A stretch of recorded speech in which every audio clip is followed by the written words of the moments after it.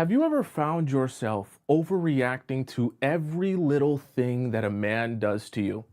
Isn't it so frustrating when you feel powerless to the fact that when you're going crazy, you can't even hold it back anymore? Well, what if I told you that emotional control is not only amazing to have for yourself, but it's one of the most attractive qualities that you can possibly possess in a man's eyes? Which is why on today's show, we're going to be discussing how to have emotional control so men fall in love with you. That way, you can stop going crazy on the men you're with and finally start attracting men who are crazy for you instead. Let's do this like this. For point number one, we're going to discuss texting.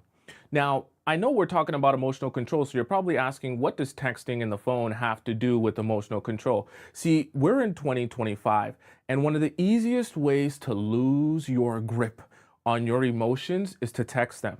Because as you're texting them, what's simultaneously happening is you're losing your ability to directly communicate to that guy. Because each time that you guys are texting back and forth, there's what I can describe as a decode process here. Okay? The reason I call it a decode process is because you're never going to read a text the exact way that that person may have intended to send that text. Because you have your own experiences, your own ideologies, your own things that you're going through in this current moment, and your own emotions. And all of those things are going to be the filter through which that text comes through. And then you decipher what all of that is supposed to mean in your own mind.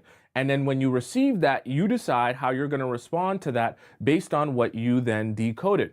But here's the problem with that is through text, you're void of a lot of context. So what can happen is the guy that's sending you a text message back might be sending you something with particular intention, with particular context, with a particular voice in his own head and his own mind of how he's delivering that message. And then by the time he delivers it to you, you receive it and you're like, no, no, no, no, this means something totally different.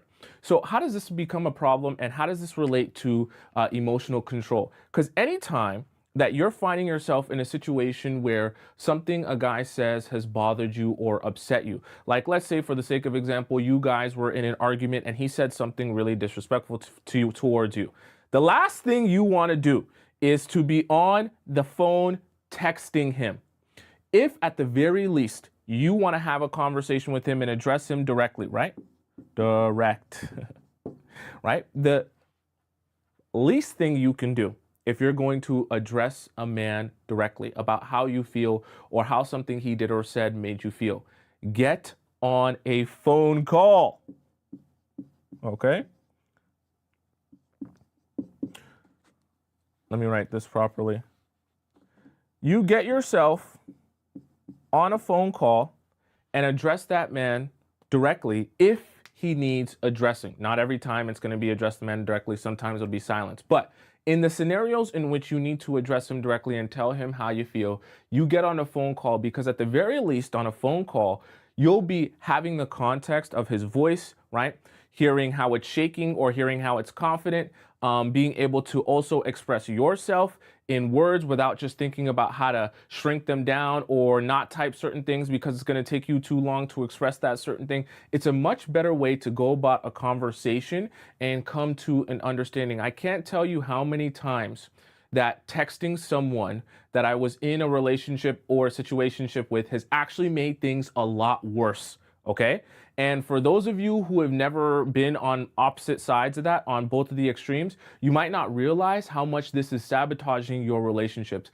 I'm telling you this from my own experience. You can get into a fight with a man simply because you're texting about the issue as opposed to getting on the phone and talking about the issue. I'm telling you, it's happened to me so many times. It's painful. So, and there's a certain point where as you become more skilled with this and become more aware of this and how this kind of can sabotage things and make things horrible if you let it, as soon as you feel yourself, oh, I'm doing a lot of typing now, right?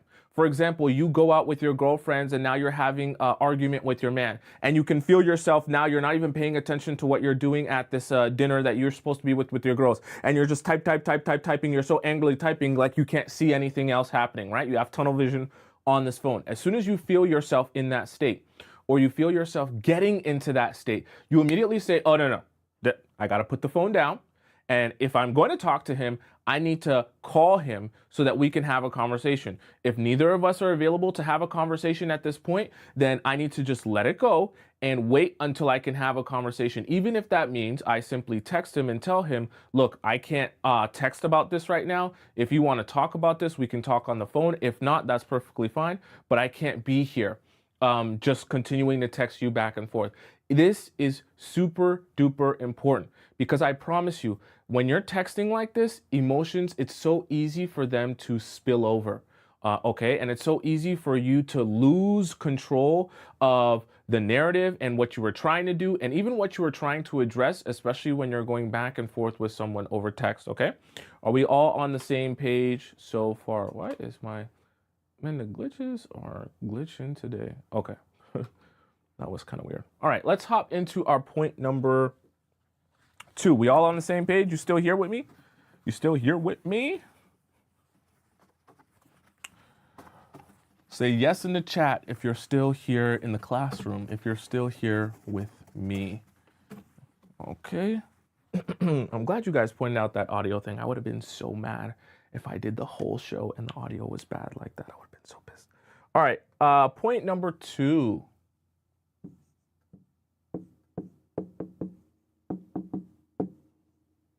Okay.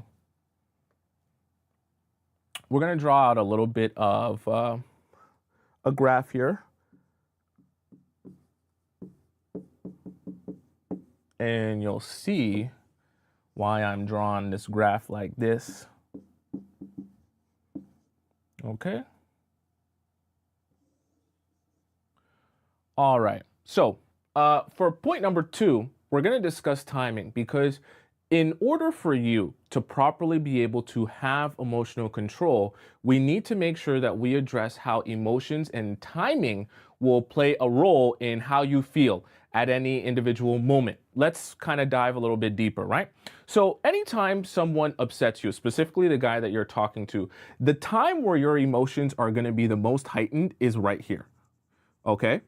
And the reason I'm drawing this like this, for those of you who might not be as mathematically inclined, the way that this graph is working is essentially, this is the peak of your emotion right here. This is the peak of your intensity of emotion. When you're the most riled up, when you're the most angry, when you're ready to say the most horrible and wildest things on earth, okay? Right when that person immediately upsets you and you're feeling all of those feelings like a wave. Then as time goes on, there is a drop off. And slowly but surely, gradually, those feelings that were once extremely intense and once felt like an uncontrollable wave of emotion eventually becomes something that is a lot more manageable and feels a lot less overwhelming. Okay? So the reason we're discussing timing is because when you get into a situation where a guy triggers you, where he's doing something to upset you, or you know he's trying to push your buttons, the worst thing you can do is try and respond right away. And this is an easy mistake to make. See, just like we talked about with the phone and the texting, right? They kind of all work hand to hand. Texting is an easy way to respond to someone right then and there.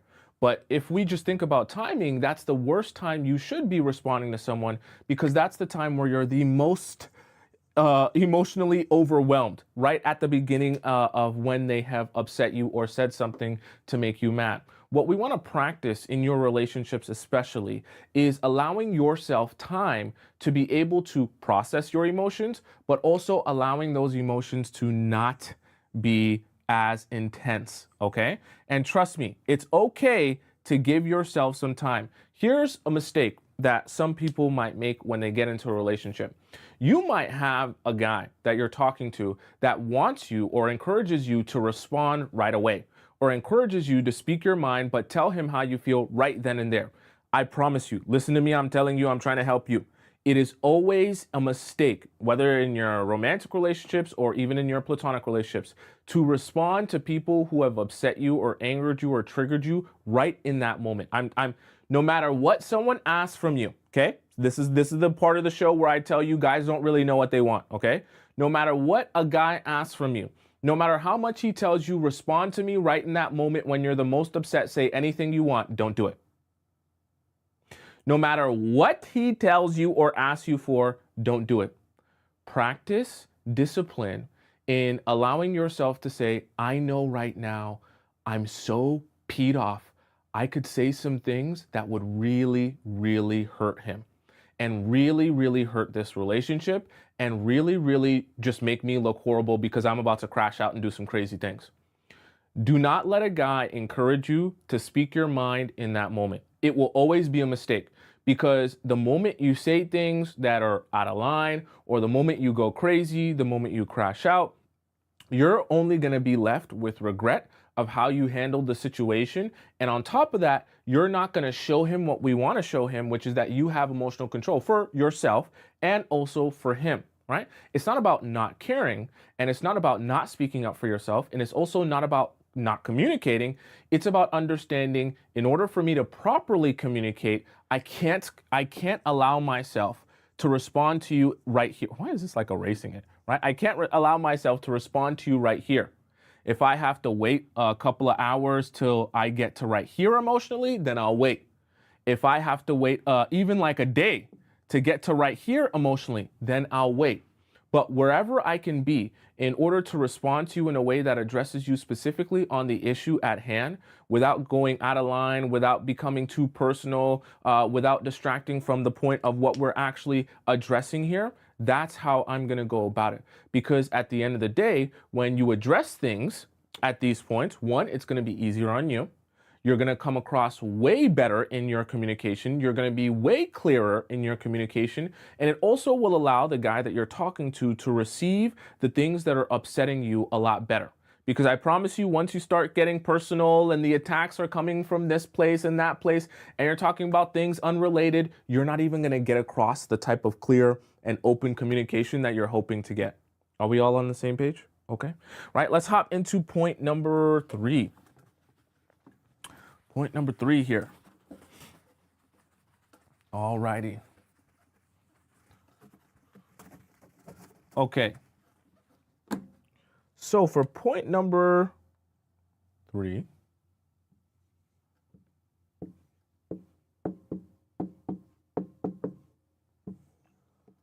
we're going to draw you here in the middle. And we'll do this.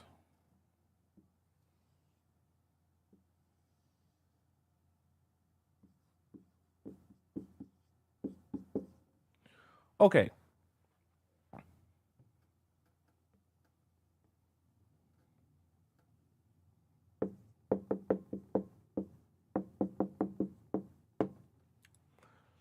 Now, so for point number 3, we're going to discuss outlets, specifically your emotional outlets, because life is going to happen to all of us. So we're all going to go through our own fair share of situations, right?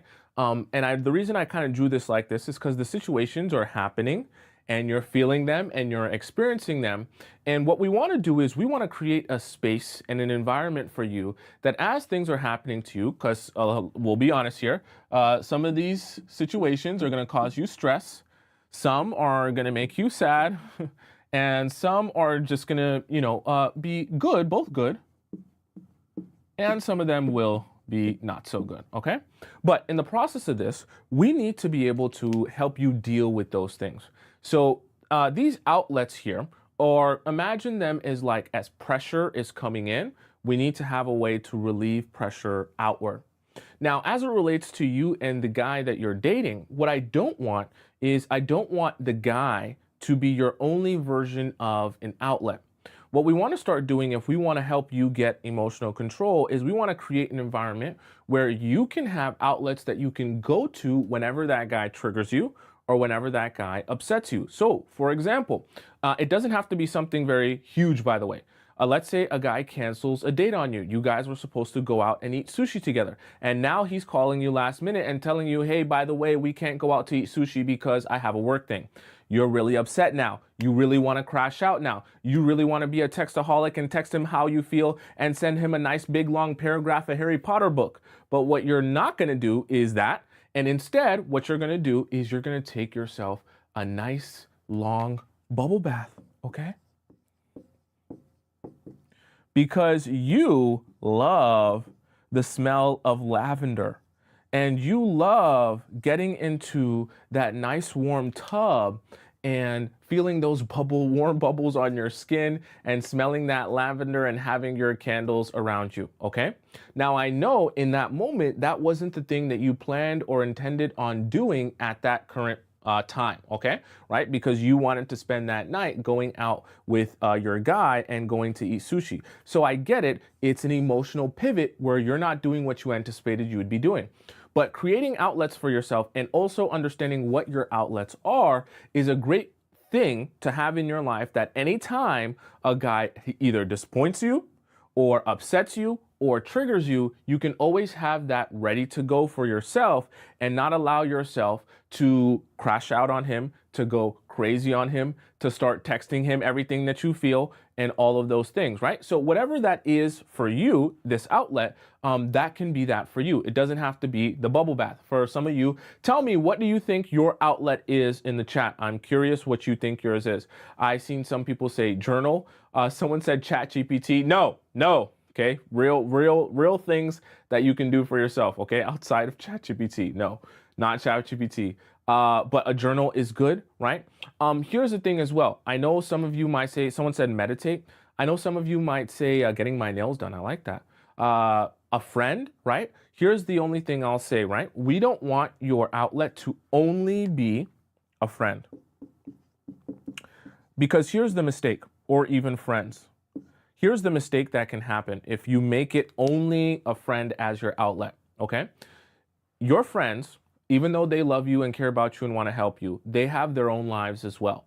So what will happen is, as time goes on, you have different situations, stresses, things going on with the guy that you're dating or the guys that you end up dating.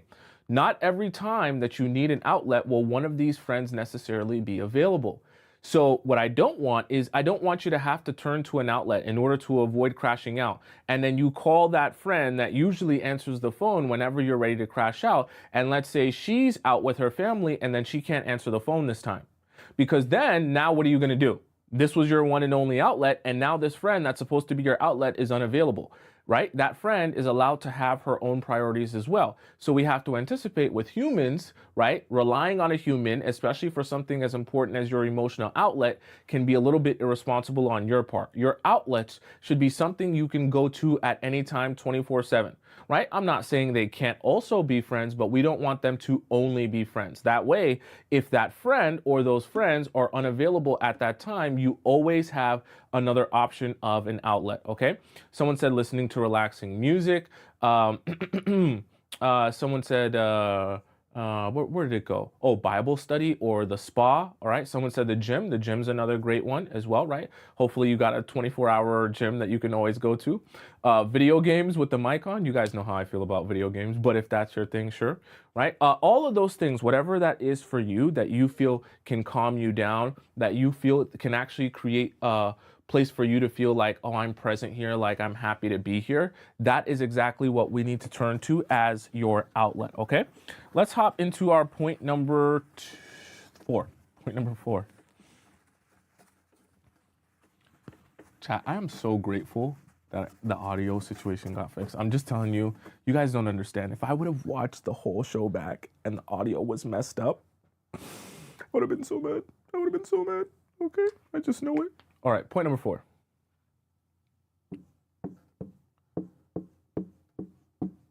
Alrighty. All right, so we'll do this like this.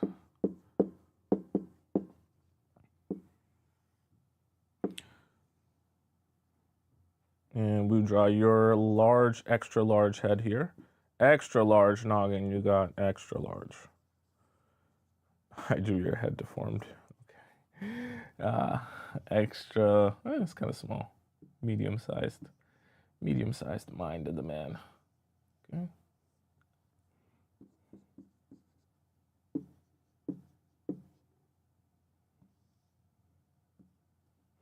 All right, so here's the thing. For point number 4, we're going to discuss things being personal. So this is easier said than done. But what has to happen in order for you to be able to have better emotional control? You have to stop taking things so personal. Whenever people are disappointing you, or whenever people aren't acting as you would want them to act, specifically the man that you're dating, it's very easy to kind of like say, oh, well, this is all about me. He flopped on the date because he's not attracted to me. He's not talking to me anymore because he's just not interested in me. Oh my gosh, he must have done this thing or said this thing because of me or something I did or something I said. You're taking a lot of his actions personally. What should be happening though is you have to start looking at situations and problems and even issues, right? I'll even put here in parentheses, issues, as a third party. That's why I drew this triangle here. Because not everything that a man does that upsets you or disappoints you really even has to do with you. And I know it kind of sounds weird when I'm saying that because you can feel like it always has to do with you, but not necessarily. Sometimes the issue at hand or whatever it is you're observing from that man that's upsetting you is really honestly just between the man and the issue. And it's unrelated totally to what's going on with you or anything that you've done. And sometimes just understanding that this action that he's doing to hurt me or disappoint me isn't even really about me can help you understand that I don't have to take this situation so personal and respond to it in a way where it feels like an attack on me. Let me give you an example of that, right? For example, the guy that flops on you on the date, that you guys were supposed to go out on Friday and it was all planned, all ready to go. You got your hair, you got your makeup done, you got your dress on, you're looking amazing. And then he calls you up an hour before and tells you that now he has a work thing.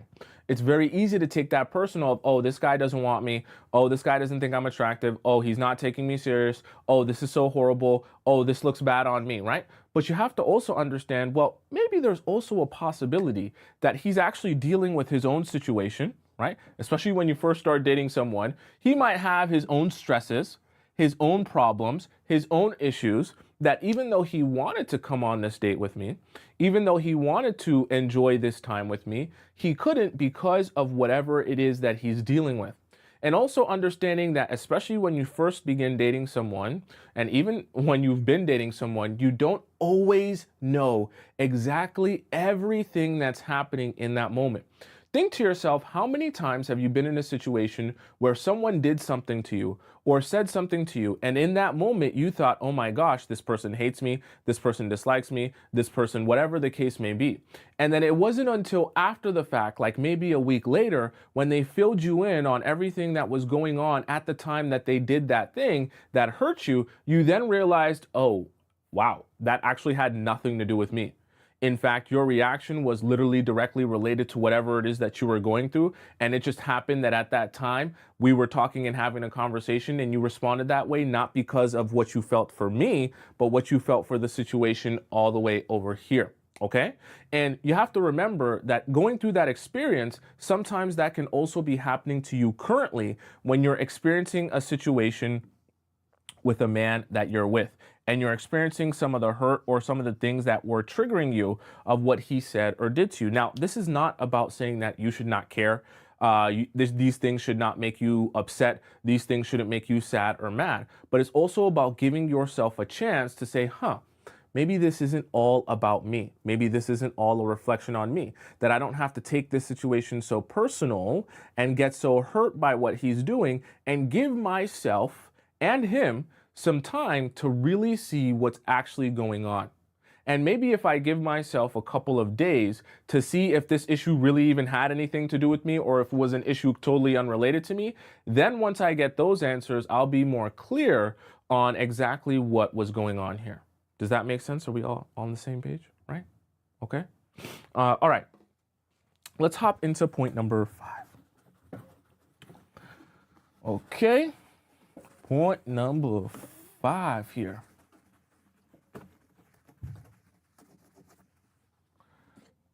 Okay, so for point number 5, this is a very important one, actually.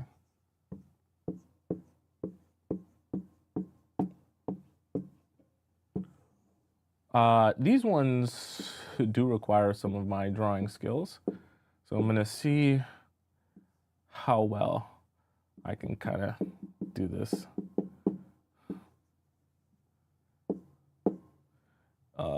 Okay, that's not bad. We'll do this like this. Let's say he's carrying some whatever. Got a bunch of stuff on his hands.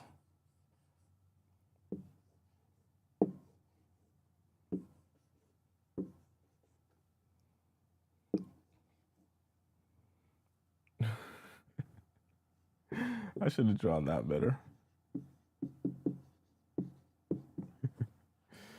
Okay, so for point number 5, we're going to talk about pressure. Now, I'll have an honest conversation with all of you from a man's perspective, because this has happened to me multiple times before, and I'll tell you how it made me feel and what I know a lot of men feel when they're in this situation.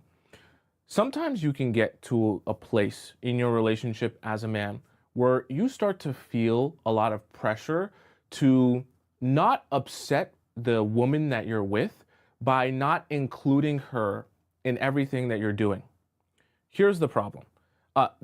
When you start getting into this place as a man mentally, rather than bringing your woman along because you really want her to be there, you really want to spend time with her, and you really want to see her, you end up bringing her along with you because you feel pity for the fact that if you don't bring her along, she'll be upset, she'll have nothing to do, she'll have nowhere to go, she'll feel like you hate her. And as a man, we don't like that. And if we're anticipating that, we might bring you along, not necessarily because we want you there, but because we don't want you to feel like, oh, it's a slap in the face if I don't invite you. Let me give you an example of that. If I'm supposed to go out for a dinner with my guy friends, and that's just something that we do, we like to go watch the game. And maybe me and you haven't hung out in a couple of days or whatever the case may be. And I let you know that I'm going to hang out with my friends and go out to eat and watch the basketball game. And you, as a woman, because you're taking things very personal and you're losing some of that emotional control and not practicing the things that we talked about, like taking some time and not texting, and you're texting exactly how you feel and what you think in the moment that you just hear the thing, you start to say, well, why are you going out with these guys and you never invited me? So you were just never going to tell me? Do you not want me to be there? Do you not like hanging out with me? You're trying to hang out with your boys and you don't invite me. How am I supposed to feel about that? And see, after a while, that creates a lot of psychological pressure on the guy that you're dating, because he'll start to feel like, well, if I don't invite her, she's going to be upset at me. If I don't include her in whatever it is I'm doing, whether I'm doing something with my family, whether I'm doing something with my guy friends, whoever, then she's going to be mad at me. It's going to be a problem. She's going to go crazy on me. And you're starting to train your man that instead of inviting you out or being around you for the fact that he wants you around, he starts to invite you out and be around you for the fact that he feels pity for how you'll go crazy and be upset that he doesn't invite you out. And so all of this creates a lot of psychological pressure on him, that he needs to be the source of your happiness. He needs to spend a lot of time with you. He needs to only focus on you and never do anything for just himself. Some guys will try and do this, but even when they try and do this, it'll create an imbalance in a situation that you don't want, because you don't want your man being around you because he feels pity for you. You don't want your man spending time with you because he feels bad about how upset you'll be if he doesn't spend time with you and chooses to do that somewhere else or with someone else, okay? We don't want that dynamic to get set in your relationships or ever get established in your relationships where that amount of pressure is on him to only think about you and only focus on you and only spend time with you. And if he dares to spend time with someone else, then it's a crime, okay? Are we up? Sorry, I spilled water on myself. Are we on the same page here so far, right? Okay, let's hop into our point number 6. Alrighty. I should have drawn the boxes on top of his hands. Anyways, you guys get the point. point number 6 here. Okay.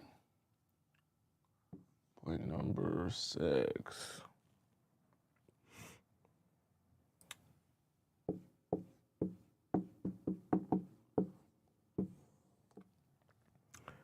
We'll do this like this.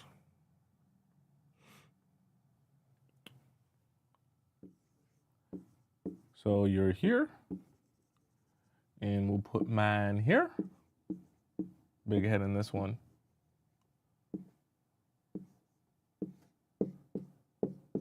And then you're here.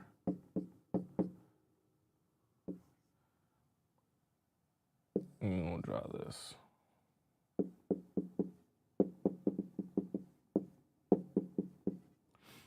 And we'll do this.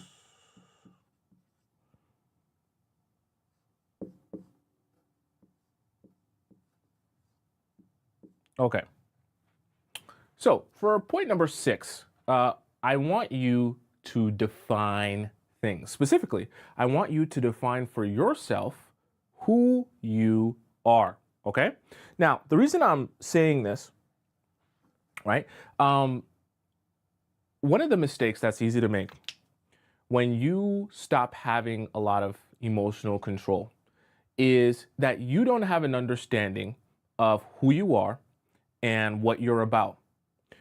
The problem with this is then a man comes into your life, and whether or not he likes you kind of determines for yourself whether or not you feel like you have value, okay?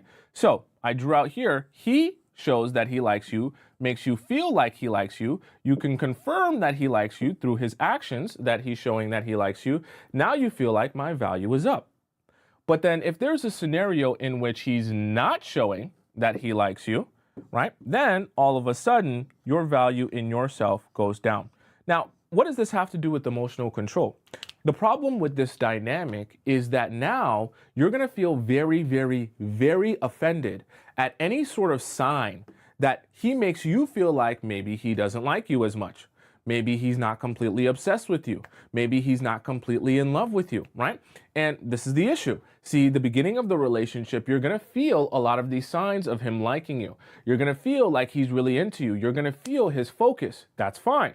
But as the relationship goes on and you spend more and more and more days together, it's not possibly going to feel as intense and as focused as it once did. Not that he should be love bombing you or anything like that, but as you spend more time with someone, you're not going to feel like they're so completely obsessed with you. They just want to breathe you in every second of the day. It's impossible to be on that level of intensity. But the problem with that is now as you're contrasting that with what you felt before or the other times where you felt like he really, really, really, really likes you, you're now completely up, or now in this case that you're not feeling that, you're completely down. And this will cause the anxiety to go up and down and be like a roller coaster. And this will be part of the things that cause you to crash out and go crazy on men. The reason I want you to define for yourself who you are before you ever get into a relationship is because I want you to get into that relationship understanding what your value is, understanding what you bring to the table, as everyone says, understanding what you're about, and who you are at your core and your essence, what your character is. That way, a man showing you that he likes you is not necessarily taking you over the moon in terms of what you think your value is. And a man not showing you that he likes you as much, or maybe being aloof or not showing as much interest, doesn't take you down in the dumps. Because all of this will affect your own emotions, and it'll hit you like a wave when you start feeling like he's in control of your own view of yourself.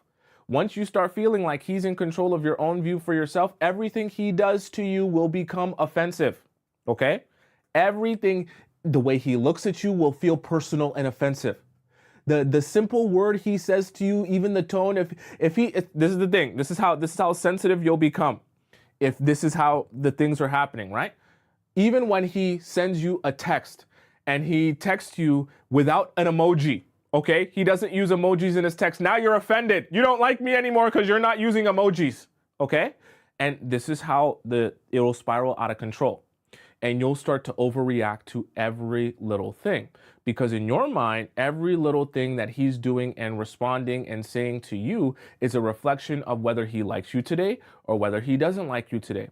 And when that is so closely tied to what you think about yourself, now you're on a roller coaster, right? So what we need to do is we need to completely detach this of whether he likes you or not from what you feel your value is.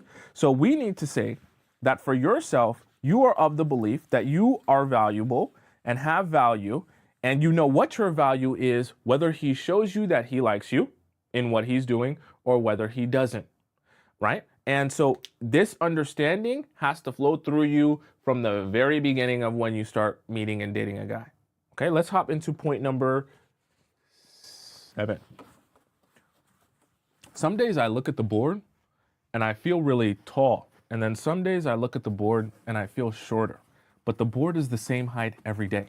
And I'm the same height every day. It's just it's interesting. Every day is different. Today I feel tall looking at the board. Quite interesting. All right, let's hop into point. What was that? Yeah, that was point number 7, right? No, it's point number 8. Let me see here. 1, 2, 3, 4, 5, 6, 7. Oh, this is 8. I just did 7. There we go.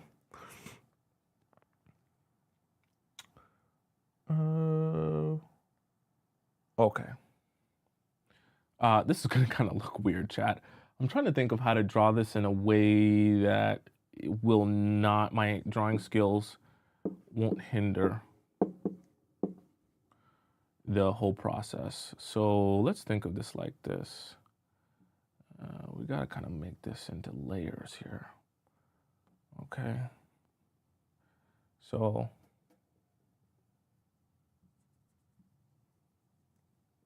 don't worry, Chad. I'm gonna explain how this is working. Okay.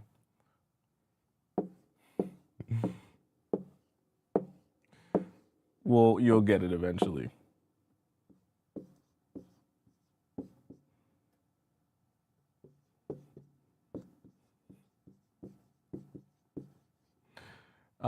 And then we can think of this here.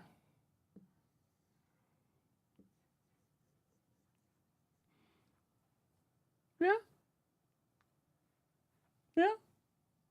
Yeah. That kind of makes sense. Okay. Let's do this like this. Hopefully this makes sense. So for point number 8, we're going to discuss the root. Now, specifically, we're talking about getting to the root of the problem. One of the easiest things to do whenever you're struggling, having emotional control, is to allow your conversations with the person that you're upset with to become about everything except what you're actually upset about, okay? What I mean by that, I'll give you an example of what I mean by that. Let's say you're having a disagreement with a guy, okay? Sorry, I just have to fix this here.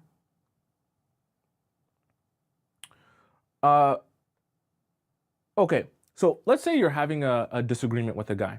And in the process of this disagreement, let's say you guys are talking about the fact that he has canceled this date on you.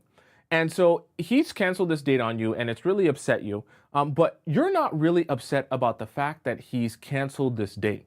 You're really and truthfully upset about the fact that you feel like he hasn't actually been taking the process of dating very seriously, in the sense that he hasn't been prioritizing, or I should say, planning and scheduling his time and his schedule in a way that would actually allow you guys to successfully date each other. For example, he knows that his work meetings go extra long on Fridays, but he's planning a sushi date with you an hour after he's supposed to finish work or he's supposed to be done work, knowing that his meetings regularly go overtime. So now you're a little bit frustrated because every time you guys are supposed to plan something, work comes up and it's actually work. But the problem is he should be planning or understanding how to manage his time in a way that allows him to work and then also go out with you. So that's really the root of the problem.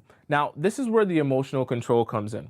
Let's say in the process of you trying to address this or wanting to address this, he says, Like whatever. The one time when I texted you and I called you, you never even answer my calls or text anyways. Like when I really need you, you're never even there for me. And then this takes you off your path because now you, in the process of him kind of attacking you and you feel like this is a personal attack on me, you start to feel like, well, I need to give you another personal attack back, or I need to address what you said and start defending myself, even though, let's say, for example, in that scenario, you guys have already discussed that situation that he's referring to. You guys have already come to a resolution and solution on that situation that he's referring to.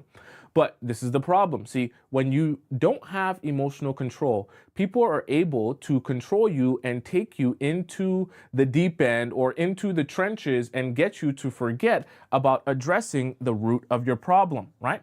Having emotional control is also about understanding how to stay focused on addressing whatever it is that you are actually trying to address and not getting fooled into starting to operate up here, which is the reaction kind of portion of a problem, and getting distracted and blowing with the wind, right? The reason I drew this as a tree is because the roots can't just be blown away with the wind, okay? The roots are here. They don't disappear no matter what the season, no matter what's going on with the weather, no matter what's going on outside, the roots are still gonna be there. But the leaves on the tree are kind of like the reaction because they can be blown away willy-nilly and they can be taken any which way that they want. If you're operating up here in the reaction portion of the tree, you can be swayed or persuaded or moved in any one direction. The problem with that is you're not having emotional control if you're operating up here in reaction. Because once I attack your character, once I say something about a past situation, you're going to forget everything that you wanted to discuss as it relates to the root of the problem here. And you're going to start discussing something totally unrelated, okay? So for people that like to escape accountability, this is a great strategy to use because by the time you start addressing the thing that actually I should be taking accountability for, we can just play up here and you'll just be reacting to all the things that I use to attack you. Okay, let's hop into point number 9. Did that make sense, chat? I hope that one made sense. I do the tree analogy. I didn't know if it would really connect. Tell me in the chat if that one connected for you. That one was a little bit abstract. I know. It's okay. I know. Tell me if that one made sense. I hope that one made sense. It made sense in my mind when I thought of it. Hopefully it made sense coming on the board. All right, let's hop on to point number 9. This, I think, is actually, ironically, one of the most important ones.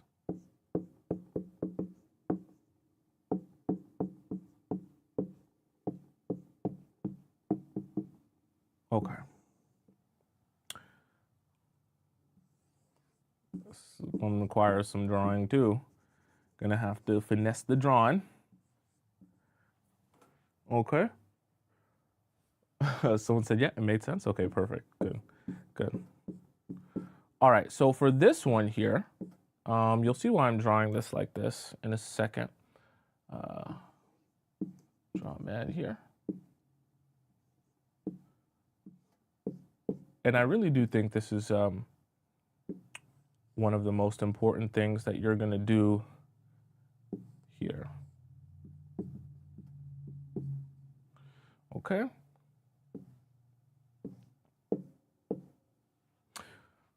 So for point number 9, very important, you want to make sure that you are practicing finding your truth in any situation or issue or problem that you'll have with a guy. Part of having emotional control is also not allowing people to convince you of something that you never felt in the first place. Let me give you an example of that. Let's say you're in an argument with a guy and he says something really disrespectful to you. He calls you the B word and he says you're good for nothing, you're useless, B word, okay? And that really upsets you, that bothers you, and a whole fight goes out from just that. You might have a conversation with him after a couple of days and bring him this truth. Hey, I feel hurt by what you said and what you did at the time when you were upset with me. And it hurt me because I don't like being called this. It's disrespectful. You're putting me down and whatever it is that you're feeling. It's very important that whenever you're going into addressing a situation with someone, that you come with, right? You come with that truth ready. That truth ready of how that action or thing that that person said or did made you feel. And the reason I'm saying come with that truth is this is what narcissists will do. This is also just what people who are good at emotional manipulation will do. If you don't come to them with that truth in your hand, meaning you don't come to them having already understood how did what you say or did affect me and make me feel, and you just come to them without that understanding and just having a conversation without yet thinking about that or how that affected you, that person will then instead, this is what really good emotional manipulators do, they bring the box of truth. Oops.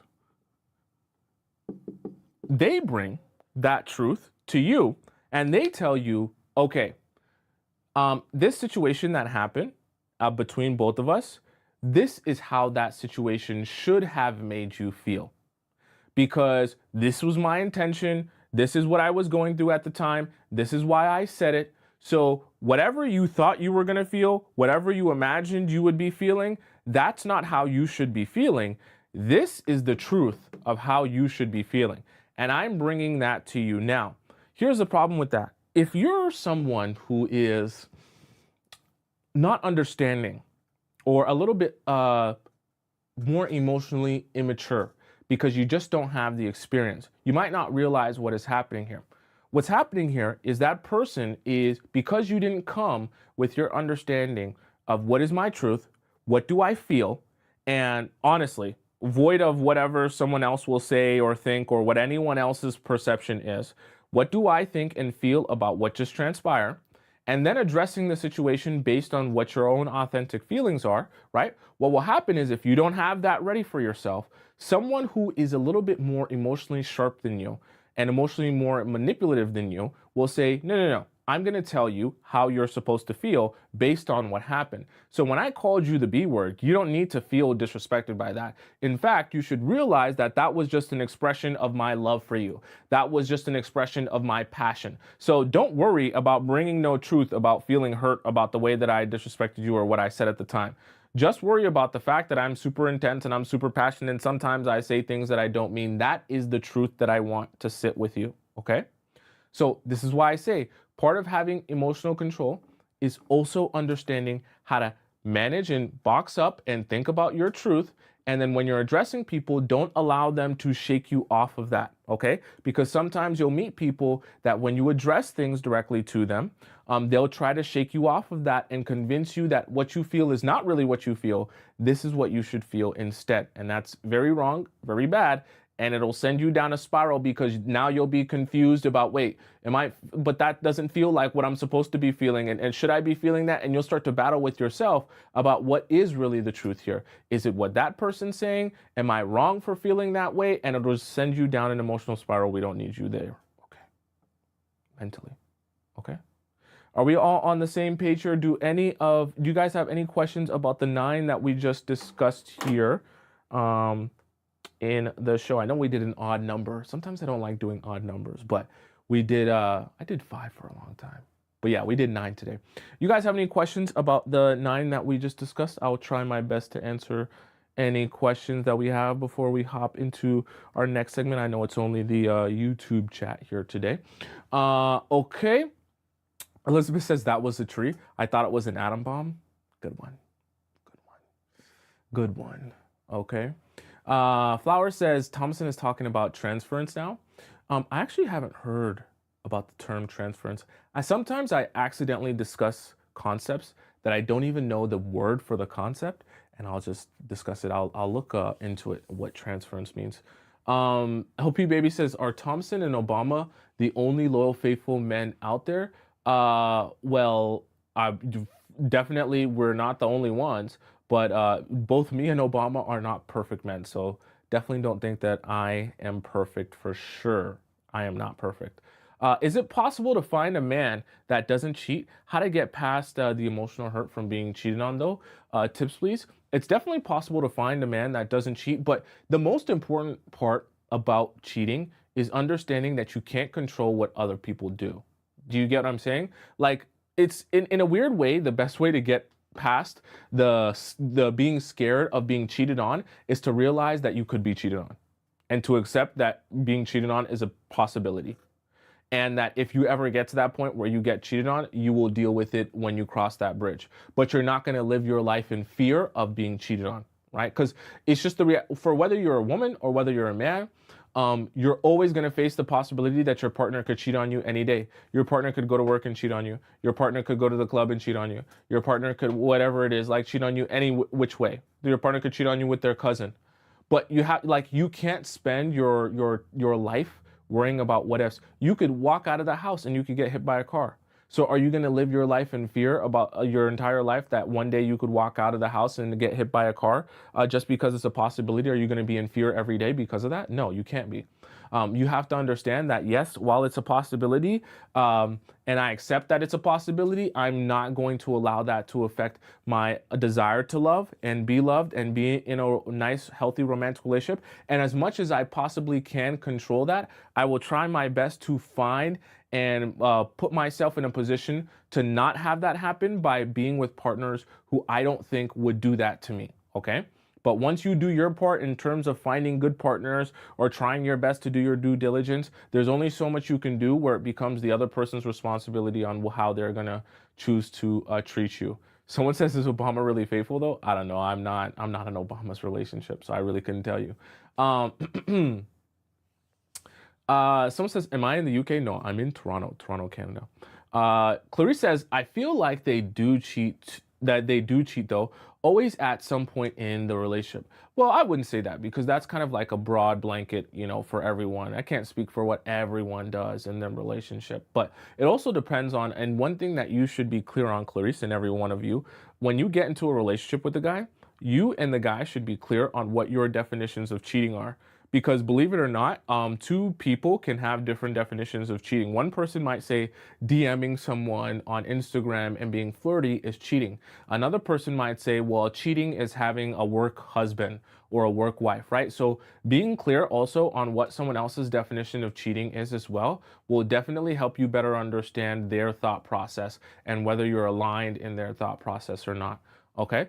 Flower says transference is a psychological term when people try to project or blame their own feelings on you. It's sort of an application here. Maybe not exactly. Ah, I see.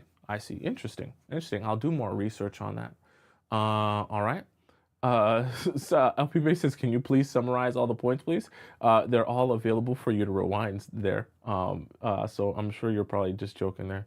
Let's see here. Flower says that, oh, that's my understanding of transference. Okay, interesting. Fenny says, what is the threshold to decide to end things versus working with him and setting boundaries? Ironically, that's actually not a question for me. It's a question for you and what your own boundaries are and what your own threshold is. Because we're going to talk about a situation with the wizard Liz. And it kind of applies to what you're saying, Fenny, but you have to understand, like, with yourself, everyone's going to tell you what you should and shouldn't do and shouldn't tolerate. And I'm not going to say that people are wrong in that sense, but you also have to decide for yourself what your limits are. You might get with the guy and you might decide, hey, if he flops on me on one date, I'm done, I'm out of here, which is perfectly fine. That's okay if that's your boundary and your threshold. But you also might get into a situation where he does something where other people would say, oh, well, leave the guy, don't be with the guy. And you might feel like, well, I don't know, I want to give him an opportunity. Like, you have to decide for yourself what your own boundaries are and your own threshold is. Because my worry, Fenny, is that when people ask me questions like that, should I end it or should I leave him, or when is it okay for me to end it, or when is it okay for me to decide to leave him? Sometimes the reason I always have to kind of preface by saying that is I want you to also think to yourself, how do you feel? What are your own authentic feelings? I know you're asking me because you want my advice, but you have to be thinking about, how does this thing make me feel? How does this way that this person made me make me feel? Do I think personally that they deserve another chance? Do I think personally that they can redeem themselves from this, right? And you have to, I try to train you guys almost like to catch fish yourself, because being able to understand how to read your own emotions and think through them is what's going to help you in the long run. Because just asking me what you should do is not actually going to help you. It's going to actually make you very reliant on me, and I'm going to be like a crutch to you. And you won't be able to have successful relationships unless I'm like on your shoulder or, in your ear on a walkie-talkie. Okay. Is it correct that most men want to be polyamorous and or simply uncommitted? No, I wouldn't say that. In fact, I would probably assume that like more men would rather be in a committed relationship than polyamory, because polyamory would consist of their own girl also being with other people, which I know most men would not appreciate or desire or want. So definitely there's a niche there of people that are into that, but also polyamory is a lot more work. Like there's a lot that goes into taking care of one woman. I can't imagine trying to take care of multiple women and all their emotions and all the things that they go through mentally and physically. That is just insane. Okay. Pink Barbie doll says went to a party with him after he said he just wanted to be friends, and he called me a hoe and said I was, we'll just say, prancing myself around because I was entertaining people that approached me. Well, there's a little bit of emotional immaturity there. If unless you were all up on someone, kissing them and touching them, and he's just upset that you were having some flirtatious energy for a guy that you were just talking to that's not your boyfriend, then that's a little bit emotionally immature. Because even if he had a problem with that and he addressed it, that doesn't mean that you're a HOE because you had some flirtatious energy with some people around. I think that you're avoiding, actually, it's a good thing for you because you're avoiding a guy who probably, it would be difficult to be in a relationship with a guy like that if he was so on edge that just going out to a party and having a conversation with the guy sets him off and he's like, oh my God, you're the worst person on earth. Like, that's not, come on. Come on, that's there's boundaries in terms of, like, wanting to be respectful to someone, and obviously not everyone's perfect, but then there's also like limits in the sense that, like, you can't acclaim someone is a hoe simply because they're flirting with someone else. If they're sleeping with a bunch of people, that's different, but there's break down what has transpired here. So I'll start off with the story that she posted. So a couple of days ago, the Wizard Liz posted a story on her Instagram that basically was explaining what has transpired with her and her man Landon, and the fact that he has cheated on her. Now, the reason that this is relevant is because the Wizard Liz is like a big YouTuber. The Wizard Liz has she's got like 8 million subscribers on YouTube, and she preaches a lot about, like, she's like uplifting like women, and helping them stand up for themselves, talking about having self-respect, not allowing people to mistreat you, and definitely not allowing people to cheat on you and things like that. So it's kind of relevant. And on top of that, she was sharing her relationship with everyone on social media and on her YouTube channel, and the fact that she's getting married, and this is what she's been manifesting, and this is the guy she's been wanting. So it was very good up until that point. So this is the story that she posted, and I'll read it out real quick for you guys so we can all be on the same page, you guys that are unaware of the situation. So she posted 2 days ago, I think now. I will never create a fake narrative for social media. I will not preach something and, oops, let me put my glasses on. Let me see. Let me put my glasses on for this, chill. Let me put my glasses on because it's hard to read. Okay. I would never preach something and not take the advice myself. Landon decided to make a Snapchat account and reach out to a girl to meet up. You guys know what I say about Snapchat and relationships. He was just with me in London. Made a whole book about how much he loves me. Anyways, the girl reached out to my friend today to show us evidence. He called the relationship fake. Meanwhile, my cats are with him in Dallas, and my stuff is in our. Let me go to this other. Why do I just hold on? Let me go to this other post that has the. You can go. Okay, perfect. Meanwhile, my cats are with him in Dallas, and all my stuff is there. in our apartment, and oh, I'm 4 months pregnant. So that's kind of the whole, even, double whammy on the situation, is that she's 4 months pregnant with his baby. They're supposed to get married soon. I don't think they're married yet, but it's just making it even worse that he would do this at that time, right? He says he's incredibly sorry, but honestly, I feel like I didn't know him at all. I feel so stupid ignoring the signs and the dreams, and even told him about, oops. Go ahead and pause. And he told me that I was crazy. Listen to your intuition as a woman. Sorry, these people are always cutting the things off. Let me see if I can find something. Do I just open up my pause and you can go ahead and pause and read this. She also Okay, so let me try and see if I can read the rest of this. She also posted this. Sorry, the creator's in the way. This is weak. His lust will, I think she meant to say, be the downfall of him, basically. I'm absolutely heartbroken and shocked. My haters can go celebrate. Haha, so funny. I will always have the last laugh, though. He lost everything and I gained everything, thank God. So this was kind of her first post after the situation transpired, right? So now that set off a whole chain of events, because people were like going crazy, like, oh my gosh, I can't believe this happened to you. And obviously her putting this out created a situation where Landon now has a lot of pressure on him to respond or say something, because people are just kind of like, WTF. So let's kind of look here. Go ahead and pause. See. I have pulled up what Landon's response here. I always say your partner. I think all the people tell My fiance. Look, I'm not going to come on here. Okay, so right here, I'll explain to you what we're going to watch right here. Let me make sure this is it. Yeah. Like, I'm not going to. So we're going to watch here. This is Landon then posted on his Instagram story, because I like to get both sides. I don't like to hear just one person's side before we react and I give you my response.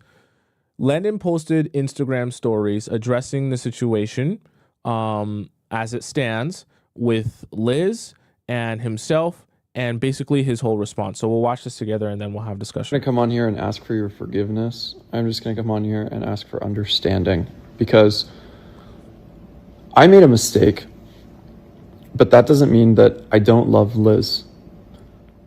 I love her with my entire heart, and we have a baby on the way. And over the last 10 months, I have done everything I can to give this person all that I can and to make her happy and do all of this. And regardless of how much I care, I made a mistake. And in the middle of texting somebody I should not be texting, in this moment of fucking weakness, like seeking validation, and it's just a bad behavior that I can't believe I did it. But in the moment that I was doing it, I messaged that person that I was sorry and that it was wrong. And I prayed to God that night for strength and clarity and to never do that again. That is not who I want to be. It is not what I thought I was stronger than this. I thought I was smarter than this. And I let something build up inside of me that I indulged in. And it is weak and it is despicable. And in this, I'd like to just take full accountability. I don't think this should have been aired out, honestly. And there's so much, oh my God, there's so much to say that I am not going to say. But I'm taking accountability regardless. This is not something that I want to promote or make seem like I identify with. This is not who I want to be, and I'm sorry. I don't know how I could be such a fucking idiot at times. Like, throughout my life, there are times where I just do things that I know I shouldn't. Now, I have a question, chat, because from my research, I wasn't able to find this answer definitively. I see some people saying that he only messaged her, and in the way that he's describing it here, it seems like he's talking about just messaging her and not meeting up with her. And then I see some people saying that he both messaged her and met up with her. So I'm trying to understand which one is true, and like, because I think personally that drastically changes the situation. Or at least, my perception of the situation, but I'm curious which one is true. Did he actually meet up with her in person, or did he only message her for the purpose of meeting up? And I learned, but I shouldn't have to learn this way. So I'm sorry. The final thing I'm going to say, and then I'll probably delete these. I love Liz more than I could even put words to, and I've shown her this, and I've tried my best to make her feel safe and happy and protected. And while yes, I made this mistake, I want to be a great man, and I'm not there yet, but I know that a great man is one that takes accountability. I know that a great man is somebody who makes a mistake and then can be forthcoming honestly. And although I felt bad, like I should have just said, hey, I've done this thing. I feel very bad about it. I'm sorry. Like, I know what I did was wrong and this is not going to happen again, and I'm sorry. And that's how you should treat the people you love. And I am sorry.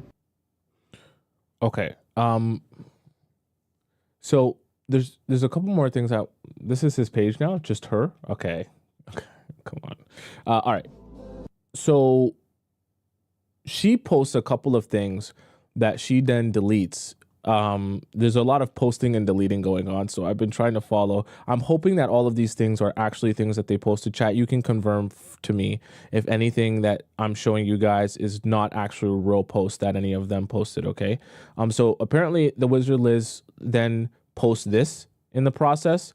Bro writes me a whole book about 26 reasons he loves me for 3 hours on the 21st of May, my birthday. Pays $100K to develop an app for me as a surprise.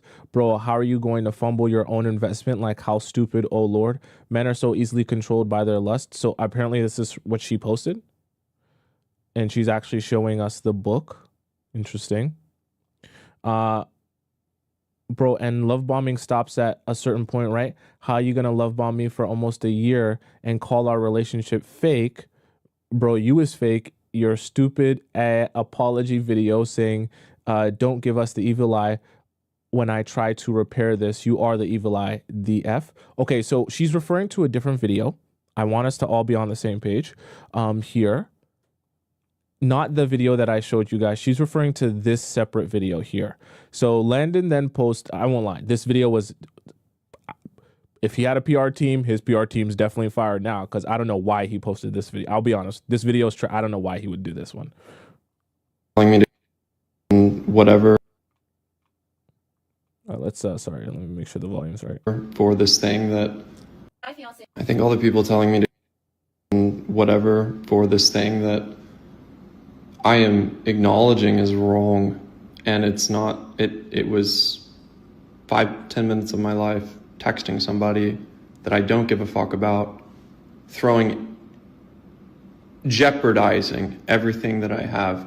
Like, it's just ridiculous. So yeah, I deserve the hate, and there's not a single person on this planet that is more disappointed or upset. So I don't expect you guys to understand, but I hope you take into consideration that you can make a mistake and get better. And this isn't just a mistake, right? Like, this is breaking trust, but I realized what I did was wrong, and it's never going to happen again. Doesn't mean it's okay, but. Okay, so that's really his page now.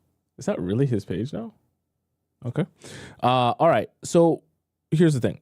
I don't think that you guys are going to like my response to this. You won't. Because for those of you who may be new to learning how I react and do things, I'm not in the business of like telling people how they should live their lives, number one.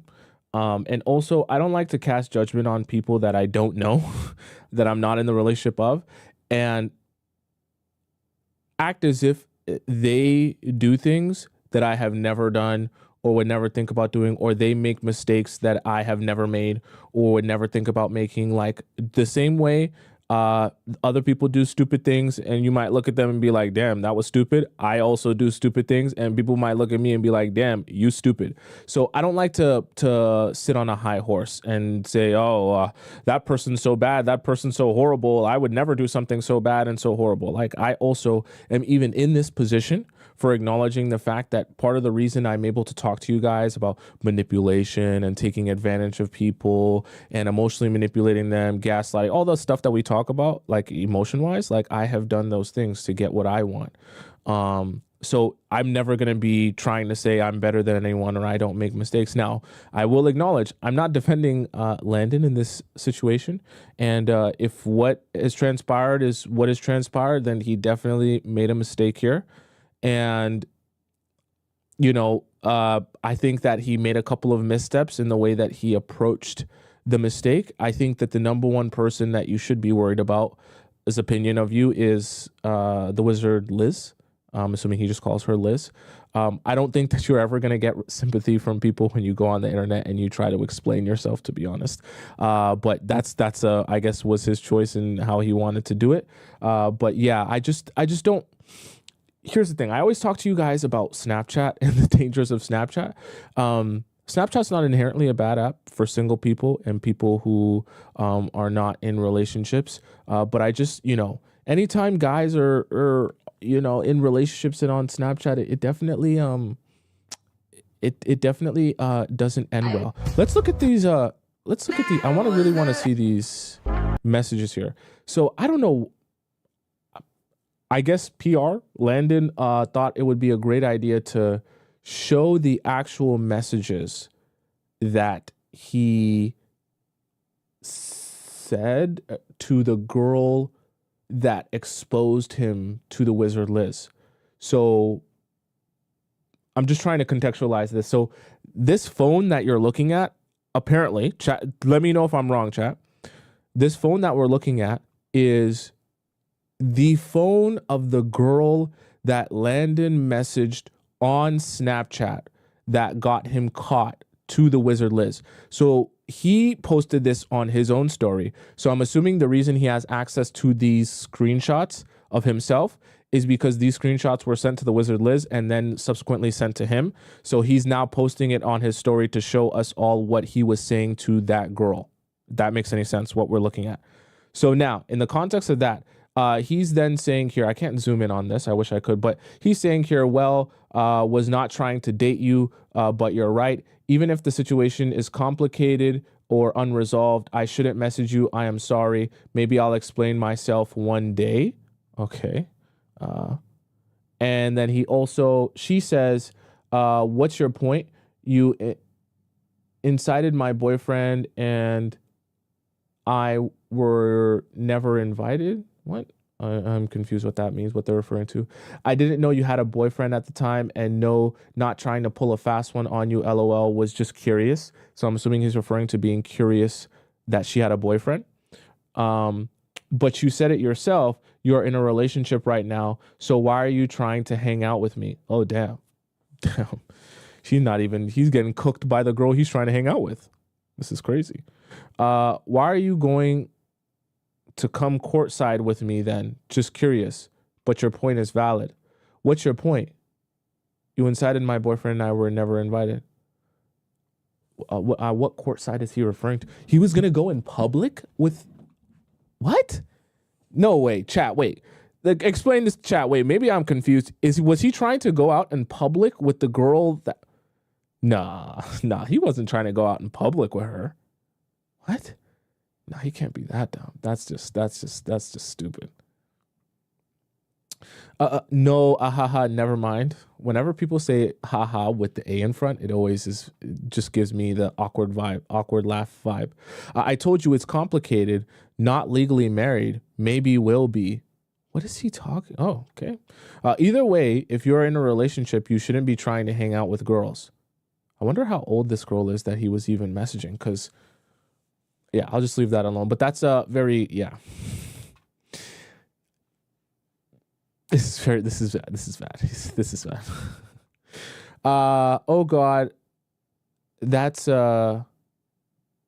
worn from the video, but never mind, it's complicated. Explain. Interesting. Well, that's fair, but no, not married. So I guess he's basically convincing this girl that he's not married to the wizard Liz, and that, this relationship's not really a relationship. Haha, do you want to see me? I can tell you in person. I don't want to hang out with a married man. And I saw you wearing a wedding ring. Interesting. No, it's not. What? But I'm not married. That part is not real. What does that even mean? I'm asking the same question. Yeah, it's a complicated long distance internet thing. But no, I'm not married, LOL. Not a normal life for sure. So your whole relationship is fake, she asks.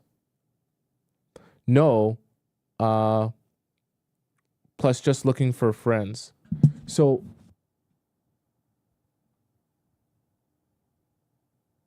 oh, it says Landon changed chats to delete immediately. Interesting. Interesting. He would change the chat to delete immediately. Since when aren't you married? She asks. Are you in? So did he just ignore the message? Are you in Dallas? Yeah. Why? Just wondering who all I know is here. I just got back from London and NYC Tuesday, then back in Dallas for a week. Do you have plans? And then she says, aren't you married? Chat, do you know where the wizard Liz lives?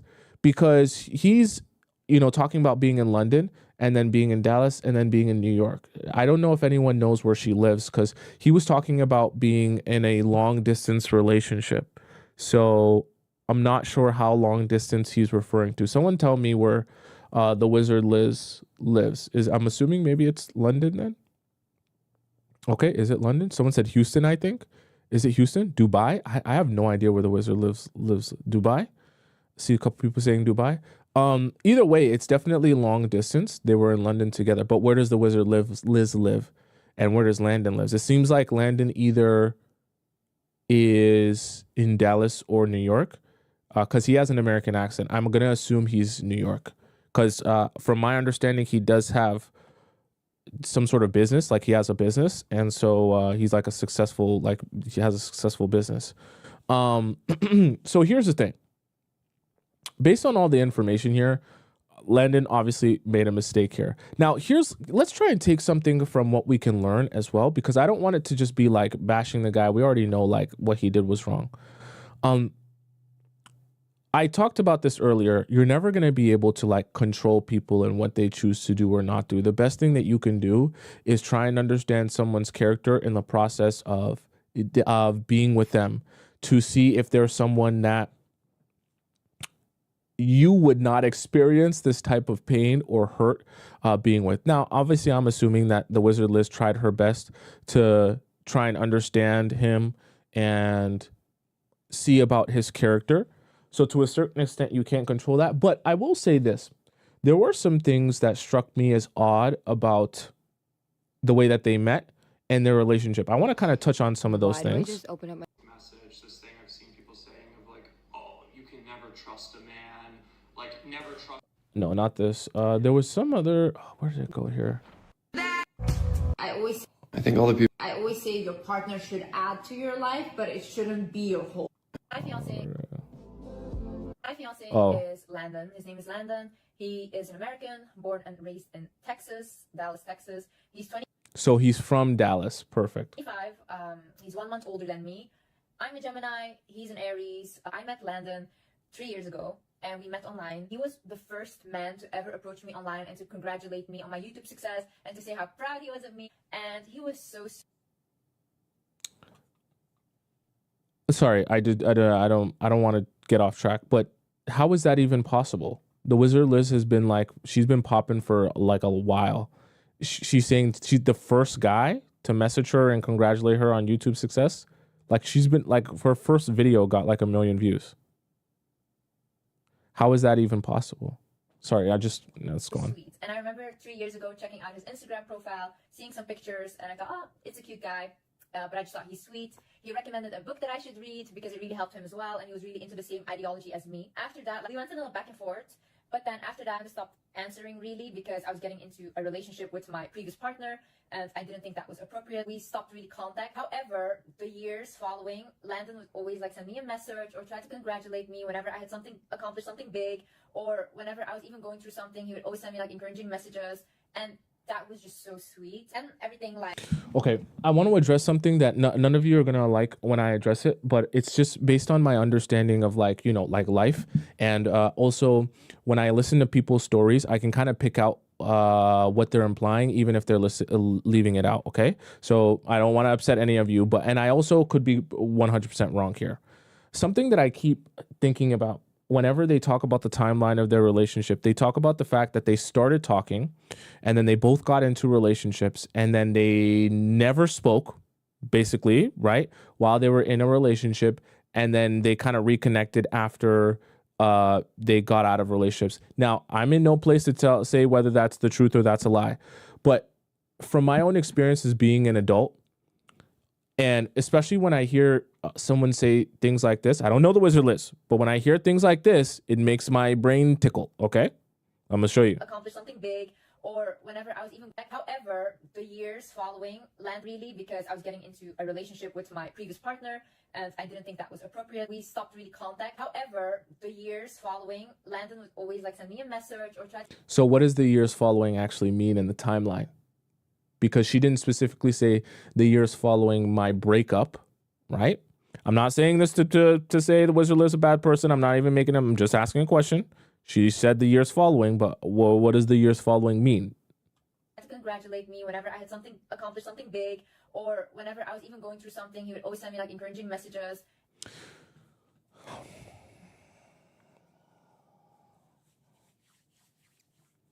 She said something that makes my brain tickle here. He would, whenever I was going through something, he would always send me encouraging messages. Going through something like what? Like being in a relationship that's going through a rocky place? I'm not, hey, listen, this is not a victim blame. I'm just asking because I like to get more clarity because, hey, I'm someone that I'm adult enough to understand whenever there's a situation happening, there's lots of different elements to the story that we might not be aware of, okay? And I see a lot of people taking the easy route of just saying, hey, this is all bad. One person did this. Yes, what Landon did is bad, but I would love to understand the entire context of their relationship to get a better understanding of everything that transpired, okay? I'm not saying that any of this is the wizard list fault, but I'm just asking a couple questions because I am curious. What is the timeline on all of these things? Because she's talking about he was sending me messages to encourage me and help me get through things, but what are those things? Are we talking about messaging you and you guys were having conversation while your relationship was rocky? Whenever I was even going through something, he would always send me like encouraging messages, and that was just so sweet. And everything like went its own direction, went its own ways. Understand the whole situation a little bit better, I need to mention my previous relationship. So my previous relationship was for me went its own direction, went its own ways. Understand that was just so sweet, and everything like went its own direction, went its own ways. Understand the whole situation a little bit better, I need to mention my previous relationship. So my previous relationship was for me a very big learning lesson, and it was a very clear repeating pattern of my father wound repeating itself in a partner. I didn't really understand it at that time, but the more it went on, I started to see clear similarities. My fiance. Someone said this, and I did remember seeing this in the YouTube video that they posted together. So for those of you who are unaware of the timeline of events is that this video that I'm showing you guys here is before the video of them together. So she said something. Let me see if I can pull up the transcript. Let me pull up the transcript here. She said something about it being her first relationship. Does anyone know the timestamp of when she said this? In this video of them together, she said something about this is her first relationship. So how is that possible if she was in a relationship before that? Let's see if we can find it. I went on a trip with my friend and we were Whenever you invited me, I honestly called my best friend and I was like, dude, this crazy thing just happened. I told him the situation and he's like, well, you're gonna go, right? And I was like, yeah, for sure. I would not want you to die. Would you give me your heart? Yeah. Probably, yeah. But I'm ready to die. Shut up. And like anytime you also learn. I want to during find the this. I want to. relationship, you know. I want to yeah, find you this timestamp. I want to find this timestamp where they. Oh, is it here? I think it's here. Is this it?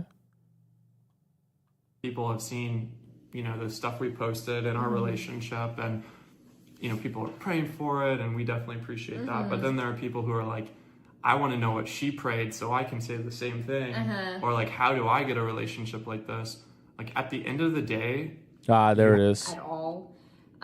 Even in my previous relationship, I didn't have intimacy. Really, I think this is your that. first real relationship, to be honest. But for me, like the relationship I had before that, I saw as like my first real relationship, because that was the first time I spent every day with a man. Our relationship was like really not like how it's supposed to be. It wasn't like really now emotionally yeah. yeah. We were both emotionally very cold, so there was no kissing, there was no like hugging, there was not really nice words. It was more like a best friend type of relationship where you're just hanging out. And then with Landon, It doesn't have a lot of depth. there was not a lot of that. But it's not just, don't say it like that, because then it just sounds physical. It's actually about everything beneath intimacy. Intimacy is so important in a relationship. Yeah. But I'm the kind of person, even when I grew up with my parents, we never hugged at home. Interesting.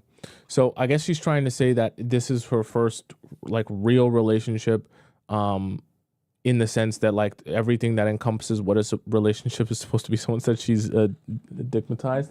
No, I don't think it's that, but I think it's very interesting how she's kind of describing both relationships here. But you know, because I hate to be the person that says, wait a minute, guys, let's dive deeper than just be the surface level and say that Landon is bad. Because I ask a lot of questions whenever I hear situations of like, okay, this person cheated, this person did that. And even when I hear Landon say things like, oh, there's so much more that went on that you guys just don't know about that I won't mention, I like to know what those things are. And when I hear the timeline of events as she's describing them, which I'm very certain, you know, Liz is telling the truth in terms of like how hurt she is about the situation. And I'm not at all blaming her for getting cheated on or for what Landon did. But I do want to understand how their relationship was going in terms of like how they actually began their relationship for real. Because, you know, I'm not saying that it's a crime that they might have been having conversation while she was in her previous relationship, but I would love to get context and understanding of that. Just you know, out of curiosity. The reason I say that is because I'll just have a real conversation with you guys. I won't beat around the bush. You're more likely to encounter someone who's willing to cheat on you if they're okay with you cheating with them. I'm not saying that the wizard Liz cheated on her boyfriend or anything like that. I'm not even implying that whatsoever. I'm just saying in terms of lessons to take in terms of like when you're on dates and when you're understanding people and when you're having conversations with them, someone who would be okay with the idea of like you as a girl cheating on your man with him would probably also, that same personality would be okay with the idea of them stepping out on you as well, because it's a personality thing, right? So if you meet someone and they're repulsed by the idea of you leaving your man and kind of being with them on the side, then you're more likely to encounter someone that's repulsed at that idea in general. That's just, you know, kind of where my mind goes and why I thought something that she said there was kind of interesting, because I'd love to understand the timeline of events there. There's a couple other things that they talked about in there that I wanted to actually discuss here in their meeting here. Let's go to 22 because I had some of these written down. So one was 22:45.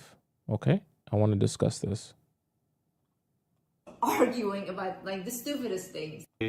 Entrepreneur, you're working every day, especially working on Sundays, to, you know, not be able to order food conveniently. Sundays, it's just something everything you is gotta closed. get used to. Everything is closed. Nothing's open. So I was literally going crazy. And you love to go, you know, do nice shopping and get dressed up and do these things. No, like I told him, this is like an aquarium. We're stuck in an aquarium, and we were constantly together because I couldn't go anywhere, and we were like stuck. So naturally, we were constantly also arguing about like the stupidest things. Though, or did we argue about like crazy things? Let's think. I think we've definitely, this is part of the work I was talking about earlier. Like, yeah, we definitely butt heads at times on things that we should be talking through and figuring out together, and that's it. Like his mood swings. He has mood oh, swings. oh my goodness. Crazy mood swings. Okay, you want to be this for real? When we're gonna start airing each other out? Really? Okay, so Liz, she loves mischief and chaos a little bit. Like if she's a little too, yeah, so if Liz is a little too, it isn't super exciting or whatever, she's gonna like come up to me randomly and then say, even if I'm sleeping, and then say something just to get like energy, basically, like just to get something going, just to get that dopamine. Okay. Let's have a conversation about this. A couple things that they both said were interesting. I'm not in the relationship, so I'm just taking from it what the video is showing and telling. One, obviously they're in long distance currently. But so that's obviously going to affect the relationship a little bit. But number two, it seems like whenever they are together, there's a little bit, and every relationship goes through that you're going to butt heads with people. There's never going to be perfect. But the fact that they're discussing the fact that, hey, being together more, we have constantly a lot of like situations where we're butting heads. And then if she's saying that he goes through mood swings, then that tells me like, I don't want to say he's got a vengeful spirit, but he probably definitely has that pettiness in him that like, I want to get back at you of, hey, you hurt me or you made me mad or whatever the case may be. So there could be an element of a fight or an argument or a disagreement that they were having that kind of led him to say, F it, I want to go mess the girl. Does that make it right? No. But it kind of just gives us a little bit more insight as to what is transpiring here. So I think that that's interesting. The other thing I wanted to touch on, okay, let's see here. Huh, interesting. 15:30. Let's have a conversation about this. For example, imagine I saw Landon and I thought like, oh my God, like I feel all these things right now, but I didn't invite him to Santorini. I didn't listen to that voice in my head. This would have never happened. But still was what I wanted. But I could have still had the free will to choose to not do that. So you always have to be clear, like when it arrives, you have to know and feel like, is this the right thing? It's like a mix of putting yourself on the right path and having that intention, because your intention really does create your reality. Yeah. Combined with getting out of your own way. Yeah. And that's like that's something you just have to experience to really learn how to do. And I think we're still learning how to do it every day. What is the hardest? So the reason I wanted to point this out is because I don't think that either of them are spiritually immature, in the sense that I don't think either of them are just going with the flow of life and doing things how they feel like doing it without ever thinking about why they're doing it. So I don't know Landon, but it does strike me as very interesting that he would choose to message that girl on Snapchat despite knowing the situation. It seems like he was actually trying to, it seems like he was actually like it wasn't, I don't even think it was about lust, to be honest with you. I really don't. I think there's something deeper, obviously, that we don't know. But I don't really think it was about meeting up with that girl to smash or about lust. I really think that the intention was something they had a conversation about, an argument, a disagreement. I'm not saying that it's right, but I think that he went there with the intention of like hurting Liz because of something he felt hurt about. That doesn't make it right, but it doesn't even strike me as like he was like, based on how they discuss about their spiritual journeys, their mental journeys, living life with intention, manifestation, it doesn't strike me as a situation where he would just, oh, I just forgot that I was married, so I just casually did something or met up with a girl forgetting that I was married. Someone says it seems like he's trying to embarrass her. I think there was something intentional about how he went about that situation. I'm not saying I'm better than him. I'm just saying it seems like there was something very intentional about that, as opposed to it being about lust, because the wizard Liz mentioned lust in her story. Now, here's where you guys really won't like my last little bit of commentary here. You guys aren't going to like this. I've been an adult for a while. I've seen a lot, and I've helped a lot of people with a lot, like even couples with a lot. And I know in a perfect world that, especially when someone is like your favorite creator, and you see them talking about, oh my gosh, stand up for yourself, girl, get up off the floor, you know what I mean, dust yourself off, go live your life, like you're like feeling super empowered. You're like, yes, I go, me too, I'm strong as well. And I want you to feel that way. There's another element to relationships though that you can't get answers from ChatGPT, which is that we all have emotions and feelings, and sometimes those emotions and feelings aren't very logical. And they'll put us in a position where even though we know what we should be doing, we don't do that. What am I saying here? I know a lot of you want the Wizard's Liz reaction to be, I'm not getting married anymore and I'm completely done with him.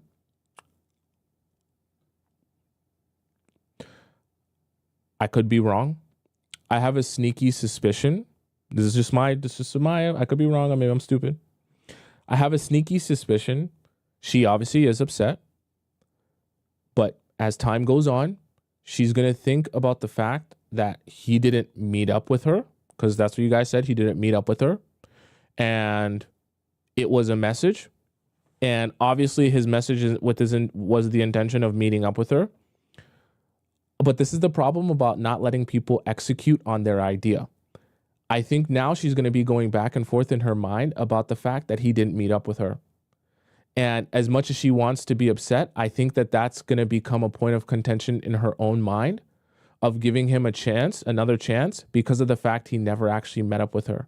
And see, this is why I'm going to take this to a place that's the other people didn't take it to. This is why I actually advise you, if you ever do catch a guy like on the verge of cheating or in the moment or in the midst of doing something, as much as you want to say something in that moment, leave it be and just monitor it and let him see for yourself how far that person will go. Because now Landon has a perfect built-in excuse. And he's, trust me, he's coming with this. I'm a man. I know what his built-in excuse is going to be. I was just mad. I was never going to meet up with her for real. You know, I love you. Come on. You really think I'm going to, this is how he's going to say it. I'm telling you how the men will gaslight. This is how you're going to say it. You really think I was about to go out in public with that girl and meet up with her, walking around like people won't recognize my face? He'll show her the sub count. This is what he'll do. This is how the men do it. He'll show her the sub count. You have 8 million subs. There's 500,000 people that watched our last video. You think they don't know my face? I'm going to go outside with her and, get caught being with another girl. What am I going to say? How is that going to make sense? What if someone takes a picture of me, right? This is how he's going to say it. And this is the problem, because she didn't let him follow through before outing him and catching him, right? Now he's going to be able to say, I was never actually going to follow through with it. I was never actually going to meet up with her. It's just so stupid for me to do that. And then what's going to happen is, see, it's easy to just say you're going to walk away. But then all of this will be on your mind and she'll be thinking to herself, damn, I'm with this guy. I'm supposed to get married to this guy. I have his baby inside my belly. Don't forget that, chat. Don't forget that, chat. This is a human being. We're not talking about a robot here. She's thinking, she's literally feeling the pains in her stomach of the baby that's in her stomach. I have this man's baby inside of me. I'm really upset right now. But it is true, he didn't go and meet up with her. And it is true, that would be really, really, really, really, really, really dumb. And it is true, he would easily get caught. And he did get caught. But even if he went out with her, it would be even easier to get caught.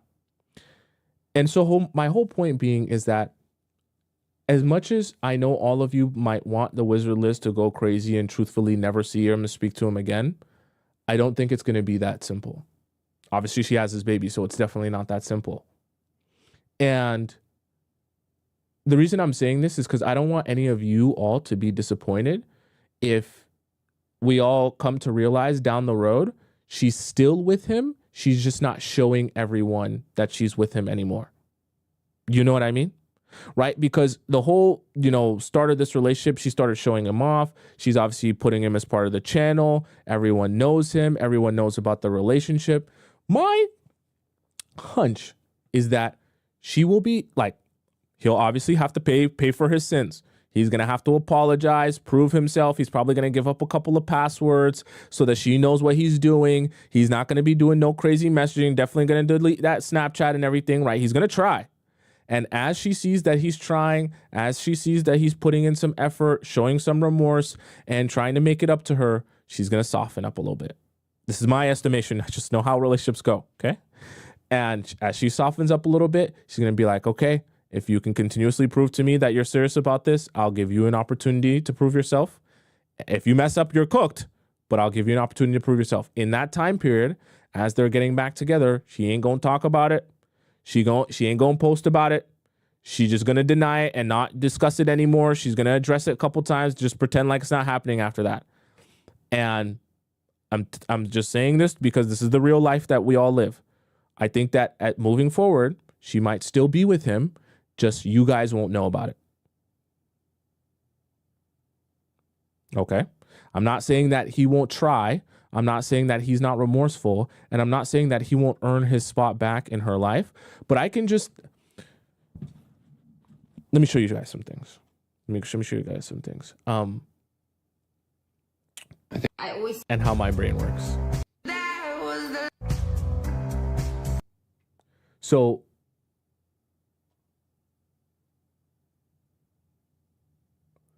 I want to show you guys some things. So she did talk about actually that that they were both single when they started talking. The thing that I actually wanted to show you guys is this.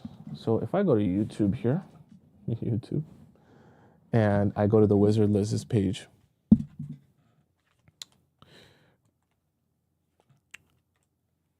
I'll show you guys what she posted on her community post here. And then we can have a discussion about this. So she posted a couple things.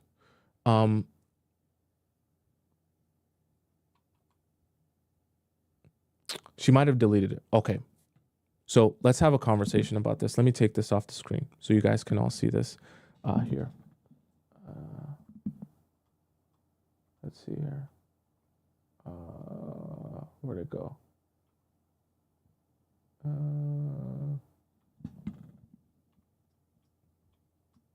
Okay, we'll do this like this so you guys can all see. I want us to all read this together. This is something she posted on her community post about the situation afterwards. And please don't send Landon hate. I still feel somehow responsible for his feelings, even though he was definitely not thinking about me or our child when deciding to make a Snapchat account yesterday.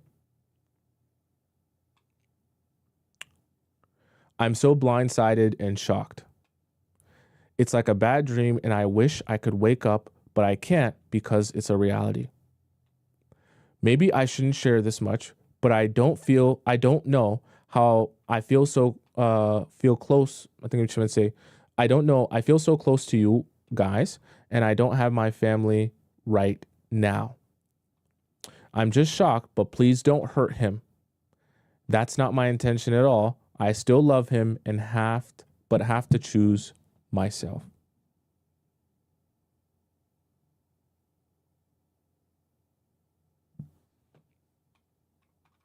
Someone said, "Oh my God, what does that mean?" Chat, what do you think that means?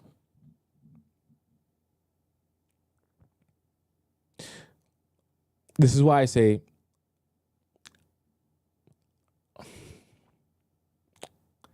being a content creator, being in the public eye can be tricky. Because I know what you guys want her to do, but I don't think that's what she's actually going to do. Okay?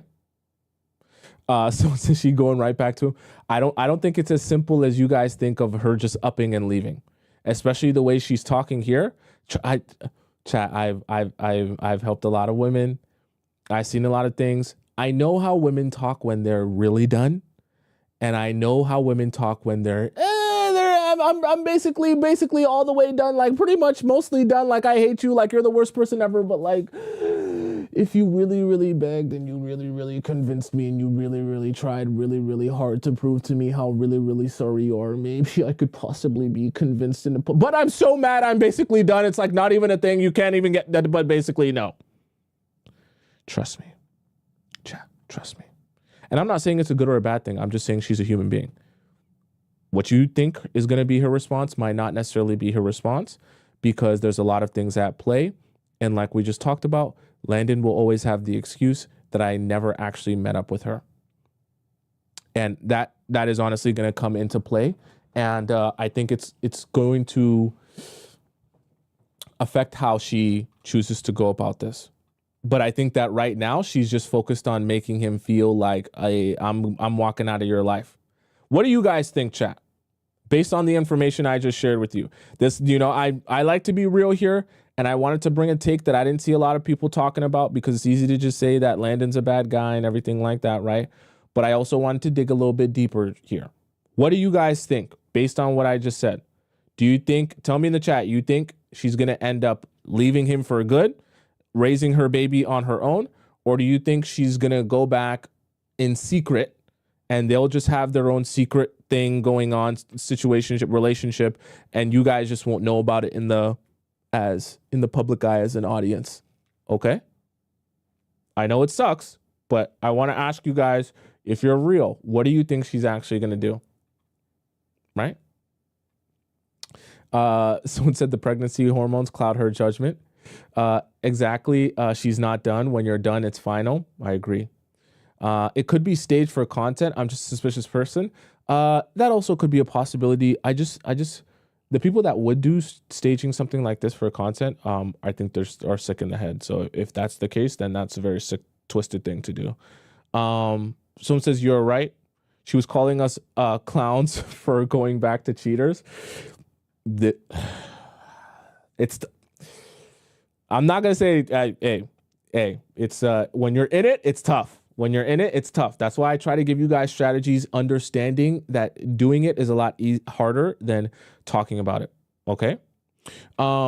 Tomisin said, or LPP says, Thompson, do you really think this is a mistake? Why would you say Landon made a mistake or a choice? No, actually, if I didn't correct myself, I'm saying that even when I watch their videos, I think Landon made a very intentional choice to message her and meet up with her.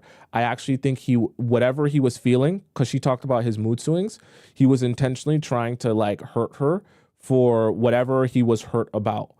Because the way that they talked, I watched the whole video on my own time. The way that they talked in their video together, they seem like two very emotionally intentional people, meaning that it doesn't strike me as that he would just like casually be talking to someone and be like, oh, I didn't realize that conversation was inappropriate, or I thought it would be cool for me to just hang out with someone. So the reason I say that is I think that was all very, very intentional, in just even from the standpoint of just even messaging another girl. You know what I mean?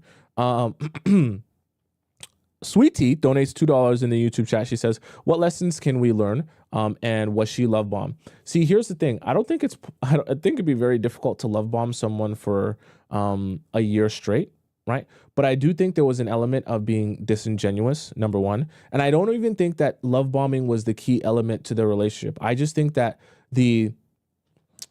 sometimes you'll meet people that have a very vengeful spirit. And I've actually been with people like this before. You'll be with someone, and when they get triggered, it's funny, we're talking about emotional control today. When they get triggered by something you do or say to hurt them, they feel compelled and have this compulsive energy within them to get back at you. Even if you don't actually know how they have gotten back at you, they feel the need to get back at you. I've actually been in a relationship with someone like that it was like, if you hurt that person, they might not even actually express to you how hurt they are. They'll just look for their way to get back at you, to feel like it's even. And so when she talked about those mood swings, sometimes if you combine having like a vengeful spirit with those mood swings, when you get into that mode of feeling like someone hurt you, you can feel so compelled to take action in a way that hurts them back, and those mood swings can feel so intense that you actually can't rationalize how wrong or stupid that would be to actually do and execute on, if that makes any sense. So I don't think it's actually about love bombing at all. I think it's about whatever hurt he was feeling from the situation or the circumstance that they were in. He was now intentionally going out of his way to hurt her so that in his own mind, he can have the score evened. Even if he wasn't intending for her to see that thing, sounds very weird.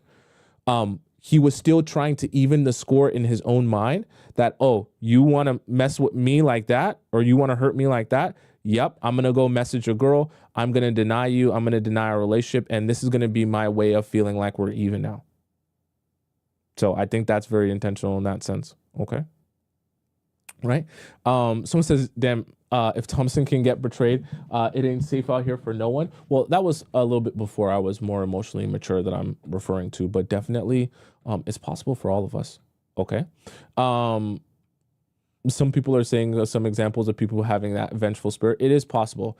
And that's also something you can observe within people when you're dating them, if they have that vengeful spirit within them. Because the reality of it is people are always going to upset you. People are always going to disappoint you. Like no matter who it is, your mom, your brother, your sister, your cousin, your nephew, your wife, and your husband. But how you react and respond to that makes all the difference. Some people have that vengeful spirit where the moment they feel hurt, they need to get their revenge. And some people, they overdo it. It's just they overdo it. Flower says she will stay with him until he really shows her who he is beyond a doubt. Letting it play out to the inevitable conclusion will cause her lots of emotional pain, but blinders will come off. We'll see how they both respond to this. We'll see how because Landon seems like he still wants to be with her. And me knowing just people, and especially women, when they talk like this, it's not going to be... I just don't think it's going to be the, I just don't think it's going to be the never speak to him again, he's out of my life forever type of thing. I just don't think that's going to be that. Okay. All right, chat. I hope we discussed this as much as you guys wanted to discuss. Was there anything else that I missed? I don't think I missed anything. Let's hop into our next segment of the day because I have so many to do. For those of you who are new here, you might not know what time is coming. For those of you who are not new here, you know what time is coming, and I want you to spam it up in the chat. Spam it up in the chat for me. Spam it up in the chat for me. Okay, don't look at your clock. Don't look at your watch. Don't look at your phone. Don't look nowhere else in your entire home. If you don't know the time, I am going to tell you the time. It's a special time. It's an amazing time. It's a time where you're going to laugh and you're going to cry. Loud or quiet, chat.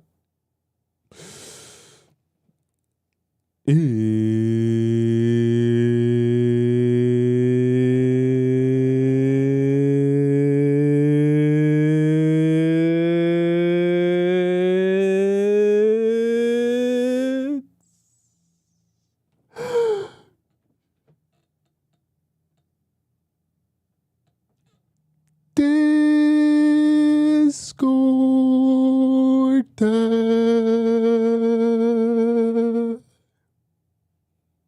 Yeah. Okay, no yelling today. All right, chat, let's hop into our Discord section of the show. For those of you who don't know how this works, I'm going to explain it to you real quick. Discord times, where all the amazing members of our Players Club Discord community get an opportunity to ask me a question about their relationship or their situationship, and I answer it live on the show. Now, there are a few different ways for you to submit your question to me, and I'll explain them all to you right now. First way, by dropping into, it's only our YouTube chat today, dropping into the link in my description and click where it says Players Club Discord. You can send in your question here, make sure it's formatted how it's supposed to, and it is a first come, first serve forum, meaning all these questions that are highlighted here, I still have to get to because I'm only one person to answer all your questions. So it's going to take me a couple of weeks to get to your question if you ask it today. The second way to submit your question is for those of you who are impatient and don't want to wait that long to get your question answered. This is our Skip the Line Pass, which we call our premium relationship advice section. The way that this works is that you're able to go over, if you click in the link in my description, you click where it says premium Discord relationship advice, you donate to the show. In your donation, you'll be prompted to put in your Discord username and the title of your question. And then when you put that in, you'll then get to be able to drop your question in here in our premium section, and I'll answer it before I go into the free section. So it's like a skip the line pass at a theme park. The third way for you to submit your question to me is by going into the link for our private relationship advice. This is for those of you who want me to answer your question, but you don't want your information read out on the show. This link is going to be available. It's the top of the link in my description. For those of you watching on YouTube, you click where it says private relationship advice. You type out your paragraph of all your questions and the whole context of your situation. You send it into me, and I respond with a voice message, usually 8 to 10 minutes long, addressing your situation, giving you advice and perspective that you are looking for. Okay, let's hop into our first premium question here. All right, I didn't get a chance to do our premium questions from Monday, so I am going to do them today because I feel bad for leaving them here and not getting a chance to do them. So we did the moonshine. So these are the ones that I still have to do here. Okay, all right, so we'll start off with just a little bit. How to stop being the outcast. Hi, Tomisin. I'm 21, an aspiring model, but I struggle with being overlooked a lot. My entire life, I've gained so much social experience and finally am able to detect resistance from others. So many guys ignore my existence when there are other women around or people for that matter. We discussed the chemistry behind this in the Players Club, which I now understand why men and women can't really be friends. Even when I interact with men directly, they always address me as a masculine energy or just avoid making eye contact with me as if their life depended on it. Okay, interesting. Things similar to this happen so often, I'm not sure where I go wrong. People who I used to claim as my friends would never invite me or consider me for anything. I never realized because I was too busy being understanding. Some people would even go as far as to link up on my birthday and go out without me. Interesting. I went to 3 events recently, one model casting that I never got a call back for, a music video shoot, and a content day event for models looking to wear provided brands and create content to expand our portfolio. The video shoot came first. I spent about 6 to 7 hours on set, met some guys, some girls. Some of the guys conversed with me in between takes. A lot of the girls were fake nice. Even girls I've been mutuals with for a long time would unfollow me after the event, and I'd obviously unfollow them back. The video has been uploaded, and I only have 0.2 seconds of screen time compared to everyone else. I'm black. There were other black women there. Other black men and women there. And also other races. The artists and producers / directors post all their BTS takes and pictures, but tag everyone else but me. That's quite strange. Even when I'm literally next to the person they're tagging, they follow me, they know who I am, so it's not like they don't know my social handles or my name. Just fast forward to the content day, it started off good. I ran into a lot of people I met before at past events. I spent the day there as well, even paid $130 for my comp card. But now that the event is over, I still haven't gotten posted or tagged in anything regarding the event. I posted my own content wearing some of their brands, mentioned them on IG just for it to not even get open. Then I see my timeline the next day. Everyone is posted by the brand, tagged and acknowledged. Fire emojis everywhere. I DM'd one of the photographers that took my pictures asking if they were going to post me or at least send me my pics. He claimed he only had 30 pics edited and none of them happened to have me in them. I'm always secure and confident outside and people always come off nice to me in person. It just always feels like more of a, yeah, I know of your existence, but you're too beneath me to be associated with me kind of thing whenever I'm in public. I didn't necessarily go to these events to be the star of the show. I didn't go to get ignored or overlooked either. I'm still waiting on my pictures from the event. Once I get them, what's the next move? What would possibly be the next move? That's it. You got your pictures. I don't want to make the pictures about them, but I want it to be clear that I'm good enough with or without their recognition. The issue is if I post the pictures at all, I would have to promote the photographers or the stylists. Says who? They don't tag you. Why you got to tag them? Says who? If I'm not good enough to be mentioned or included, then I will not promote them. That's fine. If I don't post, I'd be wasting $130 and 10 hours of hard work. So post and don't tag them. Who says you got to tag them? If they have a problem with the fact you didn't tag them because they're like, hey, you posted my pictures, you should tag me. Say, hey, but you didn't tag me and nothing you posted. Eye for an eye. What tweaks can I make towards myself to attract people who aren't ashamed to include me? I'm always the outcast, even when I'm in plain sight. Okay, so first of all, I know this is going to sound kind of counterintuitive, but it does start with your mindset. So your belief that you are an outcast will also like show itself in your life. As you continue to believe that you're an outcast and nobody wants to be around you and everyone kind of like shuns you away and ignores you, that will also be your reality. So as weird as it sounds, the first step to stopping that from being your reality is to stop believing that that is who you are and stop believing that that is, you know, like how you will be defined as an outcast, right? Start saying, if you feel like, well, Tomisin, I'm just lying to myself, start saying this instead. I just haven't found my tribe of people yet. I know that when I find my tribe of people, they will embrace me, they will accept me, they will love me, and I'll feel super loved by them, and I will love them as well. And the people that that might be lukewarm on me or not so hot on me, those people just aren't my tribe, and that's perfectly fine with me. I'm not going to be bothered whether people are in love with me. I'm also not going to be bothered whether people have disdain for me or just are lukewarm on me. Because from what you're describing, it's not that people hate you, right? It's just that people are very lukewarm on you to the point where you feel like you're a little bit forgotten, right? Which is fine. You have to understand, like, you don't need to be, like you said, you don't need to be the star of the show in everywhere that you go.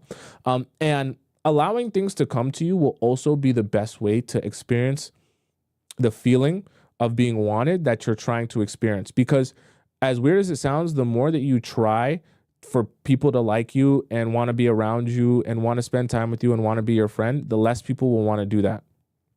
So the adjustment for you may be changing the setting that you are in or the type of people that you hang out with. Let me also mention something that you may not have been thinking about. Whenever you're doing anything with content, modeling, social media, everything is about what can you do for me? And it's all a numbers game. If you have a lot of followers, you're valuable to photographers and other creators because they know collabing with you will have benefit to them. If you're a super pretty or beautiful girl, you're beneficial to the photographers, you're beneficial to other people that might want to be around you or connect with you. In the industry that you're describing, right? If we're thinking about content and social media, right? A lot of your value in other people's eyes will be placed on how you can serve them, and specifically how you can serve them in a like numbers way. How many followers do you have? Are you the prettiest girl here? Okay. Are you a super baddie? Do you have the biggest booty in the shoot? Okay. So things like this. What is your IG? This sounds really stupid and really pretentious. What's your IG aesthetic? If they go on your IG and your aesthetic isn't up to par like everyone else's aesthetic, it sounds really dumb, but people might unfollow you because they don't think that your aesthetic is up to par. Because you're supposed to be a model. And so when they go to your page and they don't see the pictures are looking super fire, you get a bunch of likes, you get a bunch of interactions. They're like, oh, why would I follow this girl? Right? Someone just said it's perception. I'm not saying that that's right. I'm saying that part of the culture of the industry you're in leans people towards being very pretentious, being very fake, and being very, I guess we can say, advantageous in terms of like their friendships and relationships.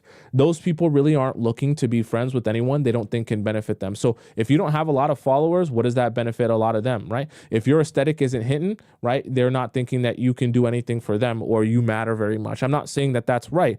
I'm just saying that that's part of the culture. So part of the shift, if you want to experience more authentic relationships, you might have to change like the places that you're going and where you expect to receive authentic relationships.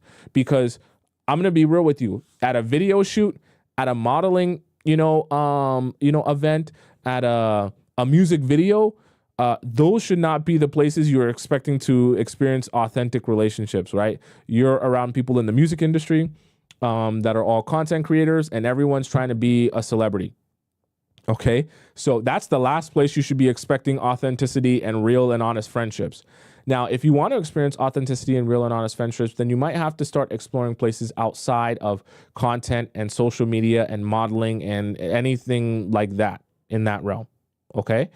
Because when you can start connecting with people that are there or around you or talking to you just because they like your vibe, that's when you're going to start feeling the real authentic connection. The problem is that a lot of what you're describing in terms of like your interaction with these people is coming in an environment where these people aren't there to be your friend. They're there to see if you can do something for them that they can advance their career by stepping on top of you or using you as a stepping stone. And if you can't, then you're very useless to those type of people in that type of environment. As opposed to if, let's say for the sake of example, you're at a paint and sip and you're just, having fun, enjoying yourself, and you're having a conversation with someone that you met at a paint and sip, they're not concerned about how many followers you have because they're not at the paint and sip to gain more followers.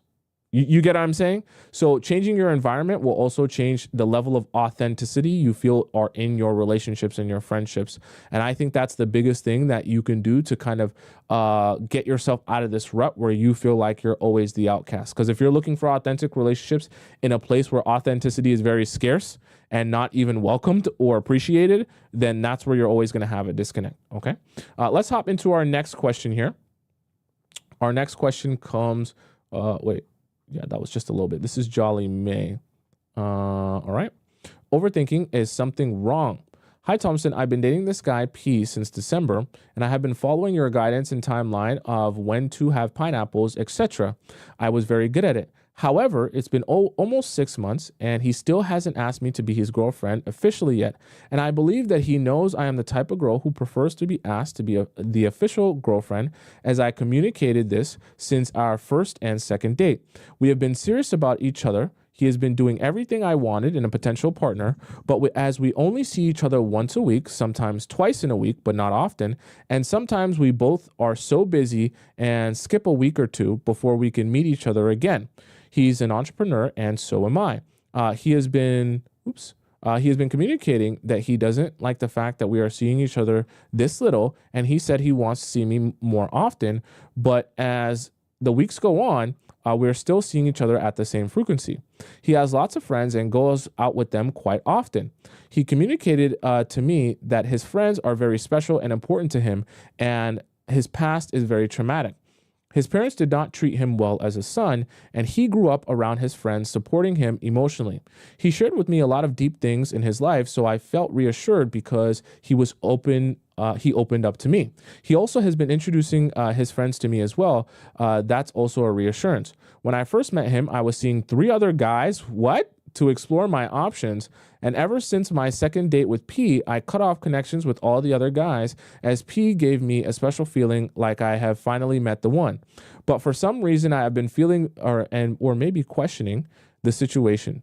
And I'm not sure whether I'm overthinking or to keep scanning for red flags. Here are my questions. 1, do you think dating him for 6 months and he hasn't asked me out officially is concerning? Should I pull back or still give him the same energy as I always have been? Is there any strategy I should apply to pressure him to ask me? No. Right now, you're not in a bad position from the standpoint of if he's introduced you to his friends and his friends are a very close part of his life, which he has shared with you that they are, and you know them, you've had a conversation with them and things like that. I think that that's a very good sign that things are progressing. I know that they're not exactly where you want to be, but that sign tells me that things are progressing, and he wouldn't be introducing you to people he's very close to. I'm trying to find his friends are very important to him, right? He shared a lot of deep things with me, grew up around, so I felt reassured. Yeah. I think that if you have met these friends, I didn't see you specifically mention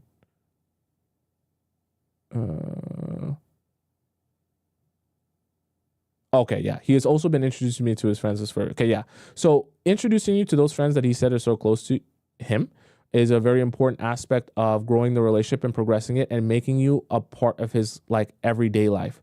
like integrating you into his life, I should say, because when you start to meet his friends and they become accustomed to knowing who you are, knowing that he's spending time with you, now it also helps to hold him accountable to like continuing to make sure the relationship is good, because his friends are also going to ask about you because they also know you as well. Additional info: last week I went out to an event with our mutual friends without him, as he was hanging out with his close mate.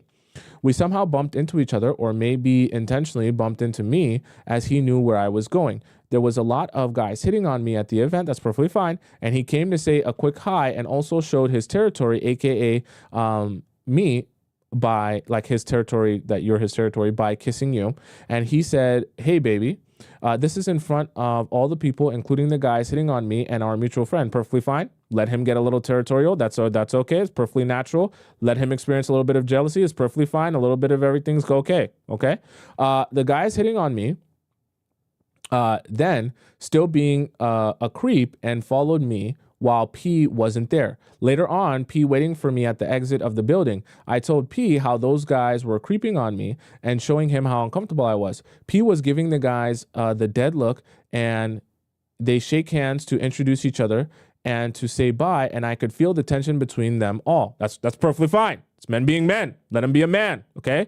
Let some of his controlling tendencies, he wants to, sometimes I know we have, controlling is bad, but like, yeah, also you want to encourage men to be men. If he likes you and he's into you, he's not going to like the idea of other men having access to you, okay? That's good, okay? Let's let the men be healthy men. Let him get a little bit upset. He's having a little fight. You know how the lions fight in the kingdom? Yeah, let that happen, okay? It's nature, all right? For this situation, I thought it was unintentionally a good push for Pete to feel competitive and wanting to take me off from the market ASAP. Yes, it is good. Am I wrong to think so? No, this is nature. This is great. We want this. Or do you think he needs more of a push? No, I think these are great. I call them happy accidents, because you're not intending to like make him jealous or like do anything crazy. But in the process of you just being an attractive woman, other men will be attracted to you. And when he sees that, it's obviously going to irk him a little bit. It's going to ruffle some feathers, but that's good. Embrace the fact that it ruffles some feathers and let him experience that, experience that and have to deal with that. Don't be rushing and running to him to try and be on his arm to prove something to him.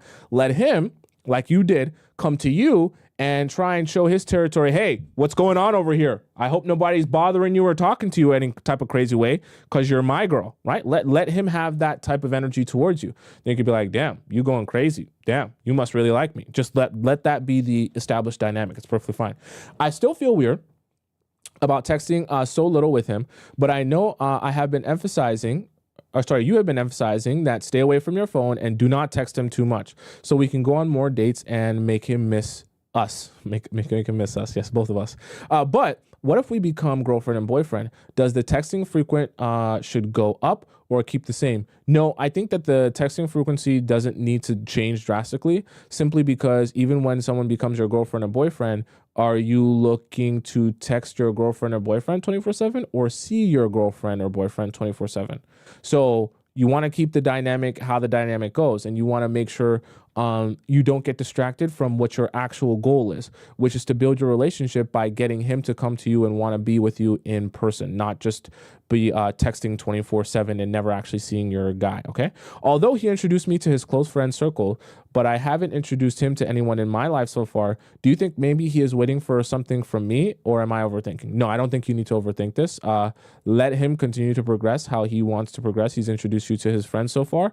Let's see if he goes as far as introducing you to family, even though I know you said he isn't that close with them. I got rid of other guys when I wanted to focus on P. That's fine.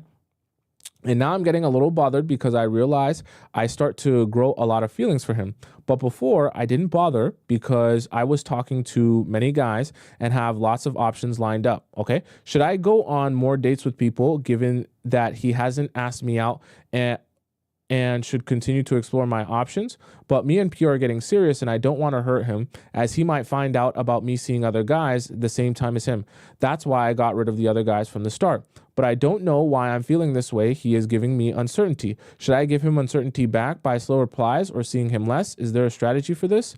He once asked me if we are exclusive and communicated that he doesn't see anyone else other than me. But because he is a very talkative guy, he kept talking and didn't let me finish my line, and the convo went on without us finishing it. Here's the thing. I don't think that it's necessary for you to date guys just for the sake of not feeling things for this guy. That's a useless activity because you don't actually like those guys. What's the point? What's better for you to do is to start building your life now outside of him. So I'm talking about like your girlfriends, your family life, and like securing what your schedule in life would look like with him in it, but not having him be the main source of everything that you're doing.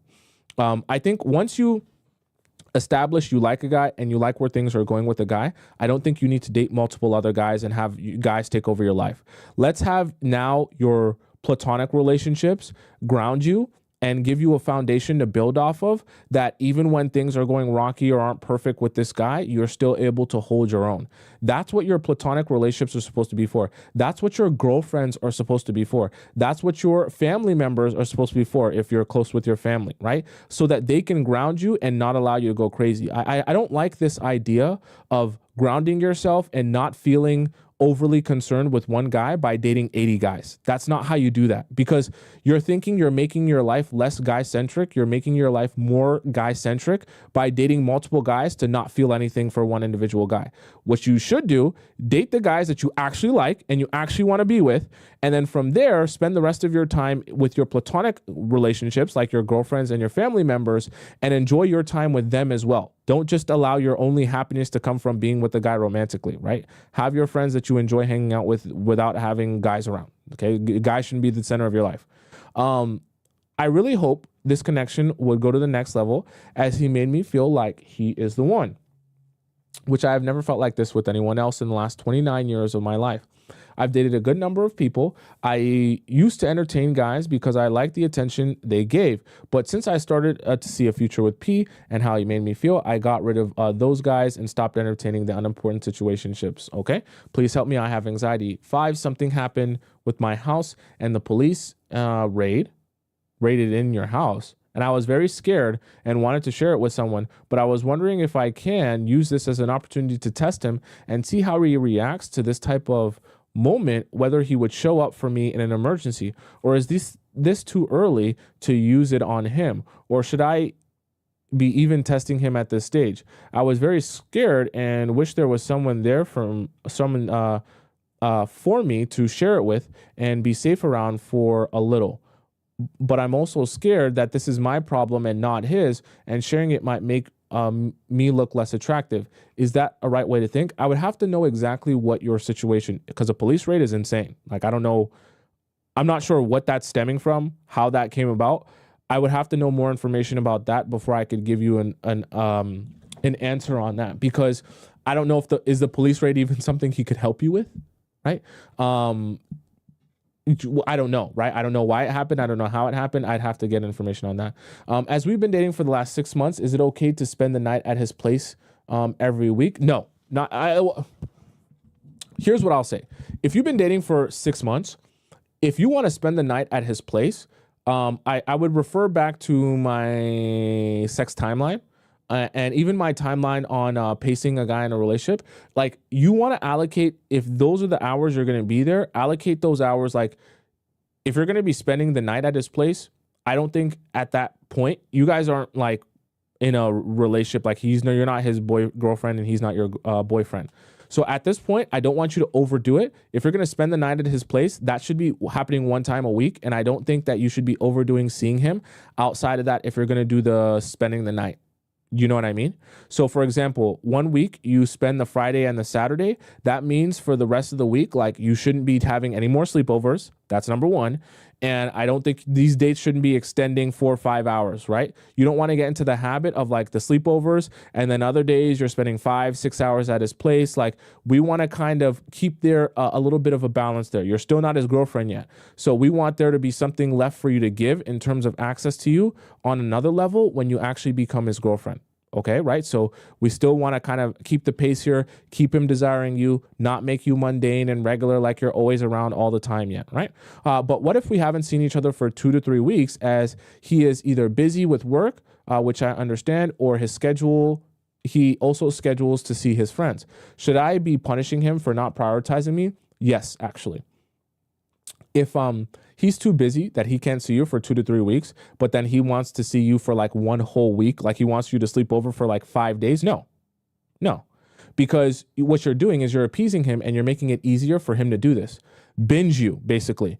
I don't see you for quite some time, and then when I'm ready to see you again, I binge you like a binge eater would. I stuff my face with you until I'm sick, and then when I'm sick of you, I don't want to see you again I'm not bothered to see you again for another 2 to 3 weeks, right? That's not a healthy way to go about it. If he wants to see you and he hasn't seen you in 2 to 3 weeks, right? He might get to see you for a 2 or 3 hour date. And then if he's going to wait another 2 to 3 weeks to see you again until then so be it. But what you're not going to do is he's not going to get access to you. And okay, now we're going to hang out for 3 days in a row. Now we're going to see each other 4 days in a row. And then after those 4 days, when I'm sick of you, I'm not going to see you again for another 2 to 3 weeks. Don't do that. Okay. I'm okay if he prioritizes work, but I felt like he has too many friends to hang out with. That shouldn't be where are your friends to hang out with? That should be your question. And not rewarding him by sleeping at his place. But I'm also aware you said that before. Do not use pineapples as a reward, but do you think I should still go on a date with him this week, but not sleep over to create more space for him to feel thirsty for my presence? That could also be a strategy. I definitely don't think that you should be using pineapples as a reward. But I think that if you're starting to notice that he's getting very content with seeing you for these sleepovers and expecting that of you, maybe now you take that away and you see how he responds to you. Okay. Also, what if he doesn't text me 24 hours before the date? I know you said not to go on the date in the scenario, but given that we have been dating for 6 months and he's been showing efforts consistently in other days, should I go or not? Update, today has passed and he didn't message me until 10 p.m. and asked how I'm doing. It seems to me that we both had a miscommunication and he was not aware that we had a date today, but I had the impression that we did. I don't know if I should bring this up to him when we meet next. Sorry for listing so many questions. As we are scheduled to go on a date this Thursday, I want to make sure I know what to do and bring the right mindset to the date. My advice to you is, this is going to sound horrible, I would not say anything. And then the next time he asks you to go on a date, say, honestly, no thanks. Last time we planned something, you just forgot about it. So I'm not going to like waste my day or night, not going out because I want to do something that night. And he's going to basically be like, ouch, damn. But then he's going to be like, oh, shoot, I forgot about da da da da da da da da. He's going to apologize for it, right? Oh, I'm sorry. I didn't mean to. It wasn't that. He's going to give his excuse. You say, cool, whatever. And then he's going to say, but I promise to make it up to you today. Let's go out somewhere nice, da da da da. And then your response should be, nope, I'm going out with my girlfriends, or I'm going out with my family, or I'm doing something else already. Then he gets to sit in that discomfort, and it's good. I know it sucks, but he'll sit in the discomfort. He'll realize, oh, shoot, next time I plan a date, I really need to make sure I follow through, because if not, she'll literally just move on and enjoy her life anyways. That dynamic needs to be established, and he needs to like actually feel that. So not just hear your words of like, please don't do that again. He needs to actually see if he does that again, he will lose you. And that is enough. That should be enough that if he cares about you in the relationship, that the next time he plans something, he makes sure, let me follow through with that date. Okay. I think I answered all your questions there. All right. Let's hop into our next question here. This one comes from Flower Daisy. Okay. I'm forced to make a decision now, and I don't know how. Hi, Tomisin. I posted about the two guys last week. Sorry, I'm just messing this up. So you're 25, the guy B is 24, guy C is 26, okay? We just said A and B. I do like both guys. They both have positive and negatives. Guy C said money is tight, but he lives in a house he's paying off with his mom. His mom lives with her boyfriend. I love that he has a place of his own that I can go to. He's really good at cooking me dinner. Guy B did spend a lot of money on our dates and buy me flowers, but he's still in school for CS. I don't know what CS is. Chat, do you know what CS is? He works part-time in IT and doesn't make a lot of money. Okay. He wants to continue to do IT after graduation. So you're saying he wants to continue not making a lot of money after graduation. Right now, he still lives with his parents, which is not ideal for me. I'm so worried that he might have spent all his money on his Japan trip and won't be able to continue to take me on nice dates after he gets back.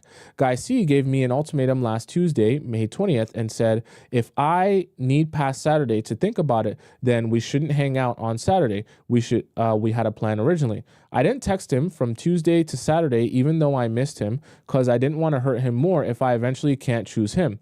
He thought my silence was an answer. On Saturday, he sent me a poem and a song he recorded, for me, and a long message expressing he was hurt and said he didn't want to be an option and didn't want to play my game. Therefore, I lost my place. Where did it go? Therefore, he didn't want to see me anymore. I was very sad seeing the messages. Well, that's kind of, okay, I'm going to be honest with you. That's kind of your fault. If you don't give him a response and he's taking your response as silence, that silence as a response, that's very fair. You have to choose one, right? And let's go on. Guy B was acting weird on the Japan trip and was being short in text for a couple of days, then suddenly became normal. He texted me his trip felt like an eternity because he hasn't seen me and can't wait to see me when he gets back on Wednesday. I think he was playing games with me and now he's acting normal because he got my reassurance saying I missed him. Maybe his friend told him to withdraw to get a reaction out of me. I didn't like it. I liked Guy B more before the trip since his weird behavior. I don't know what to feel anymore. It intensified my doubts for him. Worried that he acts out of lust, not love, or give empty promises and being inconsistent like my ex, or bad at open communication. My friend said even though I like Guy B more before the trip, to her it feels like I always like Guy C because I told her that I feel like a kid around him. He made me feel safe and at peace, more like a family. She told me that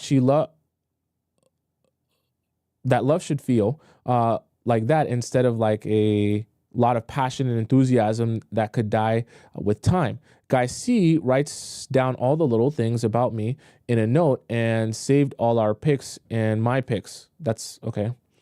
He also put an effort to learn my native language. He also gives good massages. I felt really close to him because he's so sensitive and caring. At the same time, Guy B, less serious, but he's very funny. After my friend's words, I feel confused about my own feelings, pros and cons about both of them. So you kind of list out both of them. I don't think we kind of understand the pros and cons. What if I actually like Guy C's person, like the way Guy B treats me? So now I don't know, like I think they say who to choose. Also, Tomisin, you said we should always act unbothered and not care. I did after Guy C gave me the ultimatum. I just went on doing my own thing, but then he just decided that I didn't care and didn't want to see me anymore. How come being unbothered doesn't work? What should I say to Guy B about his strange behavior in Japan after he comes back? So Flower Daisy, that's not what I mean by being unbothered. If a guy gives you an ultimatum because he doesn't want to be the second option and he's basically saying you have to choose one, that's like not responding to him is not being unbothered. That's actually just being indecisive because he's asking you to choose one. Either you're going to be like here with me and you're going to try and build a relationship with me, or you're going to choose the other guy but just leave me out of it. Don't go back and forth, which is a very fair an adult thing to do. He just doesn't want a game to be played where you're going back and forth and basically using him as a crutch of like, oh, if Guy, I can't even keep track of these. If Guy C is the guy that you really are into but he's the guy without money and you're just kind of like waiting for him to act right, and when he doesn't act right you go back to Guy B. Obviously Guy B, he's not going to like that and he's not going to appreciate you going back and forth and treating him like a second option, right? New update, I met with Guy C on Tuesday to talk, but he didn't mention anything about seeing other guys and acted as if nothing happened, so I just went along. Guy B is back and we were going to meet tomorrow, Friday, for dinner, but he just texted me and said he caught the flu in Japan and didn't want to give it to me. He's a bit broke right now, so wants to reschedule the date. But at the same time, he mentioned he's going to Cali in July with the same group of friends he went to Japan with. Okay, now we're gonna have a conversation. We're having a problem. I'm thinking about FaceTiming him so we can finally have a talk, because I don't want more delay. Because if it's not worth my time, I want to make the situation clear and end it ASAP. What question should I ask on the call to get more honest answers, thoughts? I honestly don't think that guy. Guy B, sorry, guy B. We got to think of guy B as broke guy. Yeah, guy B broke. B is broke. B is for broke. Guy B is not your guy, right? The broke guy is not your guy. Flower Daisy, let me help you understand something that can be difficult to learn about until you experience it and you kind of mature a little bit in your like dating life and experience. When you're evaluating the partner that you want to choose and be with, don't just think about, I should have mentioned this when you sent your first messages. Don't just think about who you like more. Also think about who likes you more and who serves you better as a partner.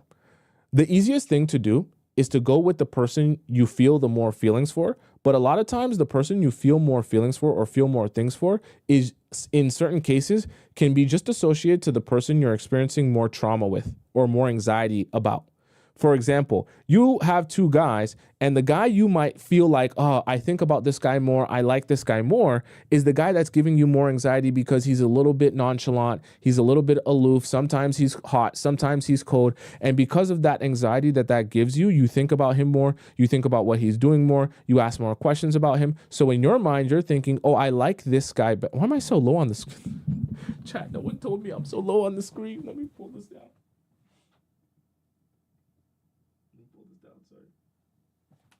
Okay. And because you're having more anxiety about the other guy, right? And you're thinking in your mind, oh, I'm thinking so much about this other guy.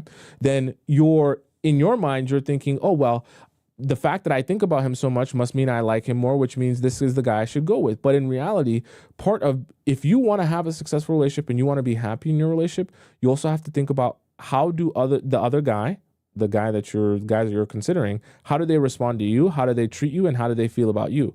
Because feelings can be very self-sabotaging in that way. You'll actually experience the most happiness being with the guy that gives you the least anxiety and makes you feel the most comfortable. However, that won't be the most emotionally exciting person to be with, if that makes any sense.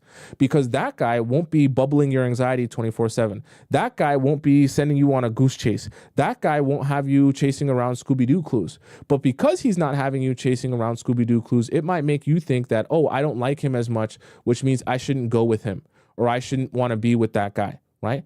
When in reality, what will actually make you happy is feeling comfortable, feeling safe, and feeling taken care of. Because the reality of it is, this guy that is not having money and doesn't really have a plan to get money is going to leave you disappointed in the future, regardless of how much he shows you he likes you. He can write you songs till he's blue in the face. He can send you poems. He can do anything like, he can make you dinner, whatever the case may be. But at the end of the day, as a man, part of his responsibility and his value is going to be protecting and providing. So if he can't do that, then obviously you're not really going to be able to get to where you want to go, okay? You also added here, both are kind of broke. Guy C is an elementary teacher. Guy B is the IT, but Guy B is the one who gave me flowers, made me cookies, and took me out all the time before the Japan trip. And he liked me more than Guy... And I thought he liked me more than Guy B. Guy C is the one who writes poems and stuff. Well, so I should say the guy I'm referring to is the guy who's complaining that money is tight.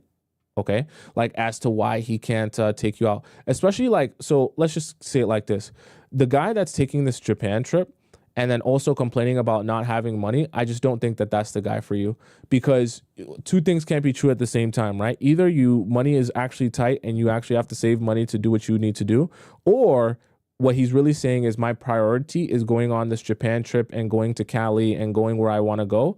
And it's not really taking you out and spending time with you, right? Because The Japan trip was one thing, but to go on the Japan trip, come back, say I don't have money, and then say that he's going on another trip to Cali, come on. You're not a priority in his life if that's the case. In which case, I think you'll be better off going with the guy who's treating you like a priority. And I believe Guy C is also the one that gave you an ultimatum, which most likely means Guy C cares more about you as well. Because if he's giving you an ultimatum, let me see here. Let me see here. I can't even keep track.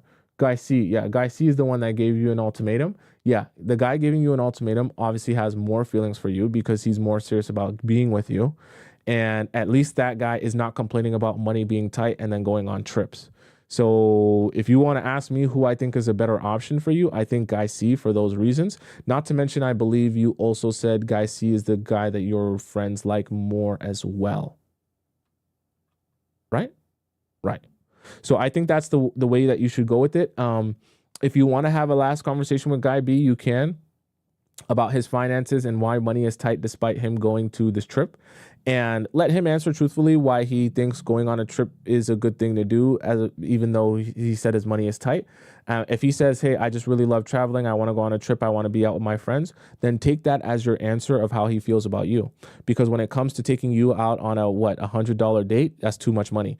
But planning a whole trip to go to Cali, to go to Japan, to go to the moon, that's not too much. So you know where his priorities lie. That also tells you how he really feels about you. Okay. Let's hop into our next question here. Yes. Should I wait? V says, hi, Tomisin. About a month ago, I met this guy at an event. I'm 34 years old. And he's a 29-year-old man. Okay. We really hit it off. And he messaged me afterwards. Since then, we've been talking every single day. He's always the one initiating. He's incredibly sweet with me, very gentlemanly, clearly interested, and treats me with a lot of care and attention. He's been starting his own business and just got a new job where he was really excited about, and I've been giving him my support. Things were going really well, and we even spent some time together in person. Not a date though. Huh? Okay. How is it not okay? Was supposed to be a group hangout, but he wanted to just be with me. Okay. He gave me a bunch of symbolic gifts that day that he made on the group hangout. And I was so happy I gave him a hug. He later told me that the hug was the best thing that happened to him during this month. Okay. Class. Okay, as women, I don't want to be mean here. As women, you have to understand when to just let a compliment roll off you and realize that I get it. He's trying to be nice, but he's clearly exaggerating. Because certain things like this, you might hear from, oh, the hug that you gave me was the best hug I've received. Come on. You can't let certain things like this take you over the moon, where you're becoming more invested because you're taking all this stuff to heart. You know what I mean? Sometimes guys, they add a lot of sauce to things. He also introduced me to his group of friends on Discord. Okay. And invited me into his server. And I even played with him and his friends, and even asked me playful things like whether I like breakfast in bed. Okay. Basically, he made it pretty clear that he wanted to get closer and felt a lot of admiration for me. His communication was still consistent. You're talking about over message? But last Saturday, he sent me a message saying his day hasn't gone well and that he was feeling really affected by a personal situation. He said it was something he had to deal with on his own and that it might take him a while until the end of the month to sort it out. Naturally, I started to worry it might be another girl, and I got, why? If he told you that it was a different, okay. How old are you? He told you it was a situation that was personal to him. If that's the case, then let that be the case. You can't, okay. And I got scared and pulled back emotionally a bit. Sunday, I went to an event with a friend, and the guy I knew, and the guy I knew was meant to go there as well, is what you can say. I actually thought he wasn't going to show up, but he did. And he told me the truth that he has strong feelings for me and he wants to start a relationship with me. But a few days before his ex, they were together for 8 years, okay, called him out of the blue and messed with his head. He was the one who ended things with her about a month ago. Oh, how long did you know this information? How long did you know this information? V, how long did you know this information? I don't want to get upset. V, okay. I'm gonna take a second. I'm gonna take a stretch. This type of stuff. V, man. V, come on. Come on. You have to also be honest with yourself and about people when you're dating, you know? Like you can't live life in a fantasy. How long did you know this information for? I'm dropping stuff. How long did you have this information for? Because the reason that this is upsetting to me is because if you've had this information for an extended period of time that he's been in a relationship with his ex-girlfriend for 8 years and they only broke up a month ago, like what are you expecting emotionally from this man? He spent nearly a decade with the same woman. Do you honestly think 4 weeks is going to make him forget about that woman and now he's going to be ready to be in a relationship with you? Come on. This is like, come on. I want to believe you're so much smarter than that to make that foolish of a mistake of thinking that any man, I don't care what he tells you. I don't care how much he talks about your hugs. I don't care how much he talks about I don't care what he says to you and how he compliments you. There is not a human being on earth that can break up with someone they've been with for 8 years and only 1 month goes by and they're all of a sudden over it. That doesn't work. I don't care if they got cheated on.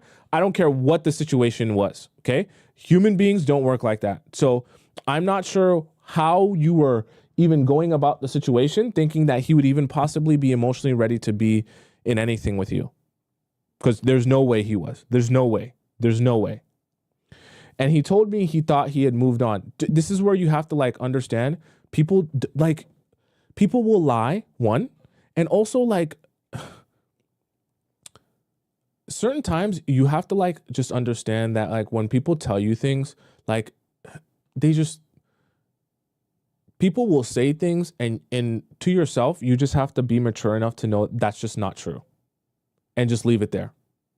Like when someone who's been in a relationship for 8 years tells you that he's over his girlfriend after 1 month, even no matter what type of convincing or magic show he tries to show you to prove to you that he doesn't care about her anymore, you just have to have set in your mind that's just untrue.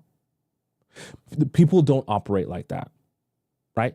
Like it's not possible. That's not realistic. And the reason I say that is like you have to protect your heart in having that understanding and reality. If it was 1 year or like even like 6 months at least, then we can have a conversation. 1 month. 8 years, you can be living with someone. You wouldn't even, like, let's say they were living together or had a life together, right? They're sharing friends. They're sharing, their family knows about each other for after 8 years, right? Like, we're like, bruh, his mom probably still has her number. Like 1 month time, you probably don't even get to delete all the pictures of the other person on your Instagram and your Facebook.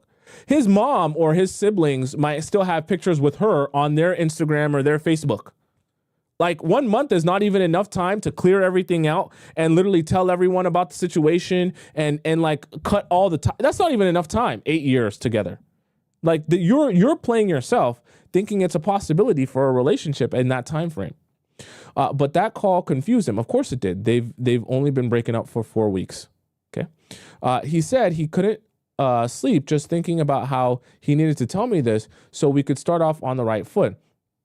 And also, so I wouldn't get hurt in the future. Basically, he needs to give her back some of her things, like I just said, 4 weeks ain't even enough to get all your things back or give all your things to the other person. And tie up some loose ends, exactly like I said, and figure out exactly what he feels. Might be end of relationship feelings of grief and such. He says he doesn't want me to walk away and that he needs time to figure his stuff out so he can be fully committed to me. He already imagines being in a relationship with me. No. What's happening here? I'm telling you what happens. I've gone through this. When you spend 8 years with someone, you forget what it's like to not love someone and not be in love with someone. So this actually happens with a lot of basically everyone.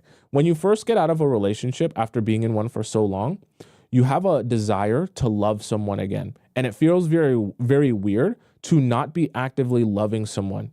So what will happen a lot of times is the next person you meet that's kind of like cool or whatever, or you feel something for, especially when you just got out of a really long relationship, you really want to like love that person, even if they're not the person that you should be with, because you have a desire to love again.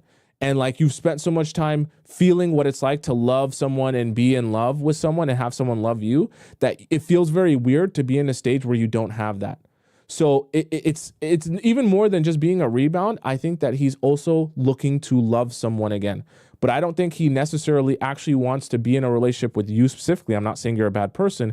I think that he more is accustomed to being in love, that he's found some sort of spark or chemistry with you and him, that he's like, oh, I need to project my love onto this person now. He's doing it subconsciously, I think, though, right? And he seems to want that. He still wants us to talk, spend time together online, and he hopes to be ready in about a month to give me a clear answer. Absolutely not. He won't be ready in a month. He also mentioned he was aware of the risk of telling me this, that I might run away and find another person and he would understand, but he needed to be honest with me because he really likes me. He said he doesn't think he has feelings for her. What happened to knowing, right? See how this works? And that he broke up, and that they broke up because they weren't pineapple-y compatible. In what sense? From what we discussed, we are, and he knows it. Yeah. And he wants to have kids and she doesn't. Okay, that's a real thing. Okay, that's a real, okay, that definitely is a real thing. I do too, so we're also compatible on that and he knows it. And in general, the relationship didn't make sense anymore, his words. Okay. He said his friends discouraged him from telling me this and just moving into a relationship with me. His friends encouraged him to go from an 8-year relationship to a relationship with you in 1 month time. Those aren't real friends. Those are not real friends. Those are actually horrible friends. No real friend should be advising their friend to do that. But he couldn't do it since he takes me in a relationship seriously. He said he was probably making a fool of himself for saying all of this when he didn't even know if I liked him back, but it was worth it and I deserve to know. I did tell him I like him too because I want him to know it's mutual, but I like me better. And if we're going to be together, it must be with certainty and that I wouldn't accept anything less. He smiled and said that's also one of the reasons he likes me so much. I felt we could have kissed there. You shouldn't, but we didn't. I'm glad you didn't. Since then, we've still been chatting and hanging out on Discord, which is nothing. He always wants me there, but I don't show up every time because I am also busy. He even talked to me about changing therapist. What? Why? And he also booked a session with a new psychologist to try and deal with like a change therapist for himself. But I don't really know what to think of this. You shouldn't think anything, and you shouldn't even be talking to him, to be honest. I said everything was fine, but obviously I'm not going to wait around. We can still talk. You shouldn't be talking to him. And hang out. You shouldn't be hanging out with him. But in my head and heart, I'm keeping my distance. Don't do this. And believe he feels that. Don't do this. You're going to trick yourself. I'm still sweet and we laugh a lot and I'm trying to be the same person as always, but it's not easy. Trying to be the magical fairy you said we should be. I'm going to new events soon and I'm single and open to new connections. And in my mind, I'm already imagining telling him in a few weeks that he's going back. Sorry, him telling me in a few weeks that he's going back to his ex. So I prepare myself for that. It might not even ever happen, but I prefer to be mentally prepared for it. What should I do? Not every situation should be a runaway one, but is this one of them? Or should I trust his feelings for me? Help me, Thompson. No, you need to run far away from this guy, V, very far. Don't talk to him. Don't message him. Don't hang out with him on Discord. Don't hang out with him, and definitely don't hang out with him in person. None of that. This is an easy trick for you to play on yourself. It's one where you think that you're going to be void of emotions or attachment in spending time with the guy or around the guy because you've decided that you don't want to have feelings or attachment. You're a human being. You don't work like that. So as you continue to spend time around him, talk to him, cuddle with him, whatever you guys are doing together, you'll begin to feel more and more feelings for him, more and more attachment towards him. And then as you realize that as you're growing attachment towards him, he still has attachment towards his ex, you'll become very frustrated with the circumstance and the situation. Because even though you knew what to expect and you knew what it was going to be, you're still frustrated now because now you're more invested in the situation and invested in the outcome of you guys being together again, or being together, right? So this is why it's a whole trick that you'll just end up playing yourself with. It's better off, if you really want him to make a choice of what he wants, take everything back that you were giving him. No more messaging, no more Discord time, right? No more hanging out. Then it'll force him to make one of two decisions. Either he's going to pour his all into you and focus on you after he's worked through himself with his ex, or he's going to realize that like he still has all these lingering feelings and he needs to figure out those feelings, and he'll have the space to figure out those feelings outside of being with you. Because let me let you in on the third little itty bitty secret here. Whenever a guy or anyone in general gets into a new relationship, having not gotten over their feelings for their old partner, it doesn't allow their feelings to actually get processed or filtered through them to escape. All it does is it puts their feelings for the old person on pause. And the moment you and that guy get into a fight, a disagreement, you guys break up, you guys aren't talking, he's going to again realize and resume his feelings for his ex or his ex-girlfriend, or if she hits him up, or if he sees her, or if whatever the case may be, right? He comes across her or has to interact with her. All of those feelings that he once had for her will be put back on play. And now you're in a world of hurt because now the guy that you're supposed to be with is still involved with his ex, and he doesn't know how to say no to his ex now. So you have to give guys the space to be able to work through that and for themselves have the answer to the question that, like, even if I'm single, even if I have no one, I don't want to be with my ex anymore. I don't think he's yet there. I think in his mind, he's thinking, I don't want to be with my ex anymore as long as I can be with you and have someone around that will help me forget about my ex.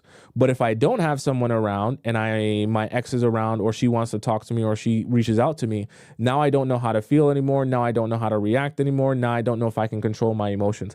As long as he's there mentally, he's not yours. And I don't want you to dream about him being yours. I don't want you to dream about you guys being in a relationship. So it's better off for you to not waste any of your time messaging, talking to him, or hanging out with him. That way you can fully move forward with your life, and he can fully work himself through this situation and decide what he wants. And then eventually, if he gets to the point, let's say a minimum 6 months down the road, and he really still wants you and wants to build a relationship with you, then, and you're still single and you want to entertain it, then you guys can entertain being in a relationship. But I don't think for an 8-year relationship, he shouldn't be getting anything less than 6 months is not enough. Not enough. He needs at least 6 months of being single before we can even have a conversation about him getting over this, right? All the stuff he's talking about too, tying up loose ends. He's probably got family involved, friends involved, bank accounts involved, maybe possibly. Like, there's so much things that you have tied someone in 8 years of knowing them. No chance that he's over it yet. So give him that space to do that. And then you take your space to be able to move forward and figure out if you can find someone who is not still hung up on their ex. Okay. All right, chat, that's the show for today. For those of you who have any questions for me, feel free to ask in the free section, the premium section, or the private section, whichever way you want to ask your question. For those of you, we're all watching on YouTube today. For those of you who want to follow me on Instagram, my Instagram's in the description, okay? And for those of you who want to, well, you're already on YouTube, so you know where my YouTube channel is at, okay? I'm here every Monday and Thursday. What is today? Today's Monday? No, today's Thursday. I'll be forgetting the days. Today's Thursday, so I'm on here next Monday at 4 p.m. Eastern Standard Time. I'll try not to miss chat. Sometimes it's just my work schedule that causes me to miss the live streams or come late. But I'll try my best to be here on Monday as well and Thursday as well. And we'll do lots more talking about love life and relationships and have more conversation about that. I'll make sure to get on all my private questions because I have a huge long list of private questions to do, and will definitely join again. Someone said I missed a premium question. I'll do that. Oh, did this one just get submitted? I'll do that premium question on Monday. I'll do that premium question because it just got submitted now, like literally like during the show. Oh, was it? Yeah. Was it? No? Yeah. Was it? What the heck?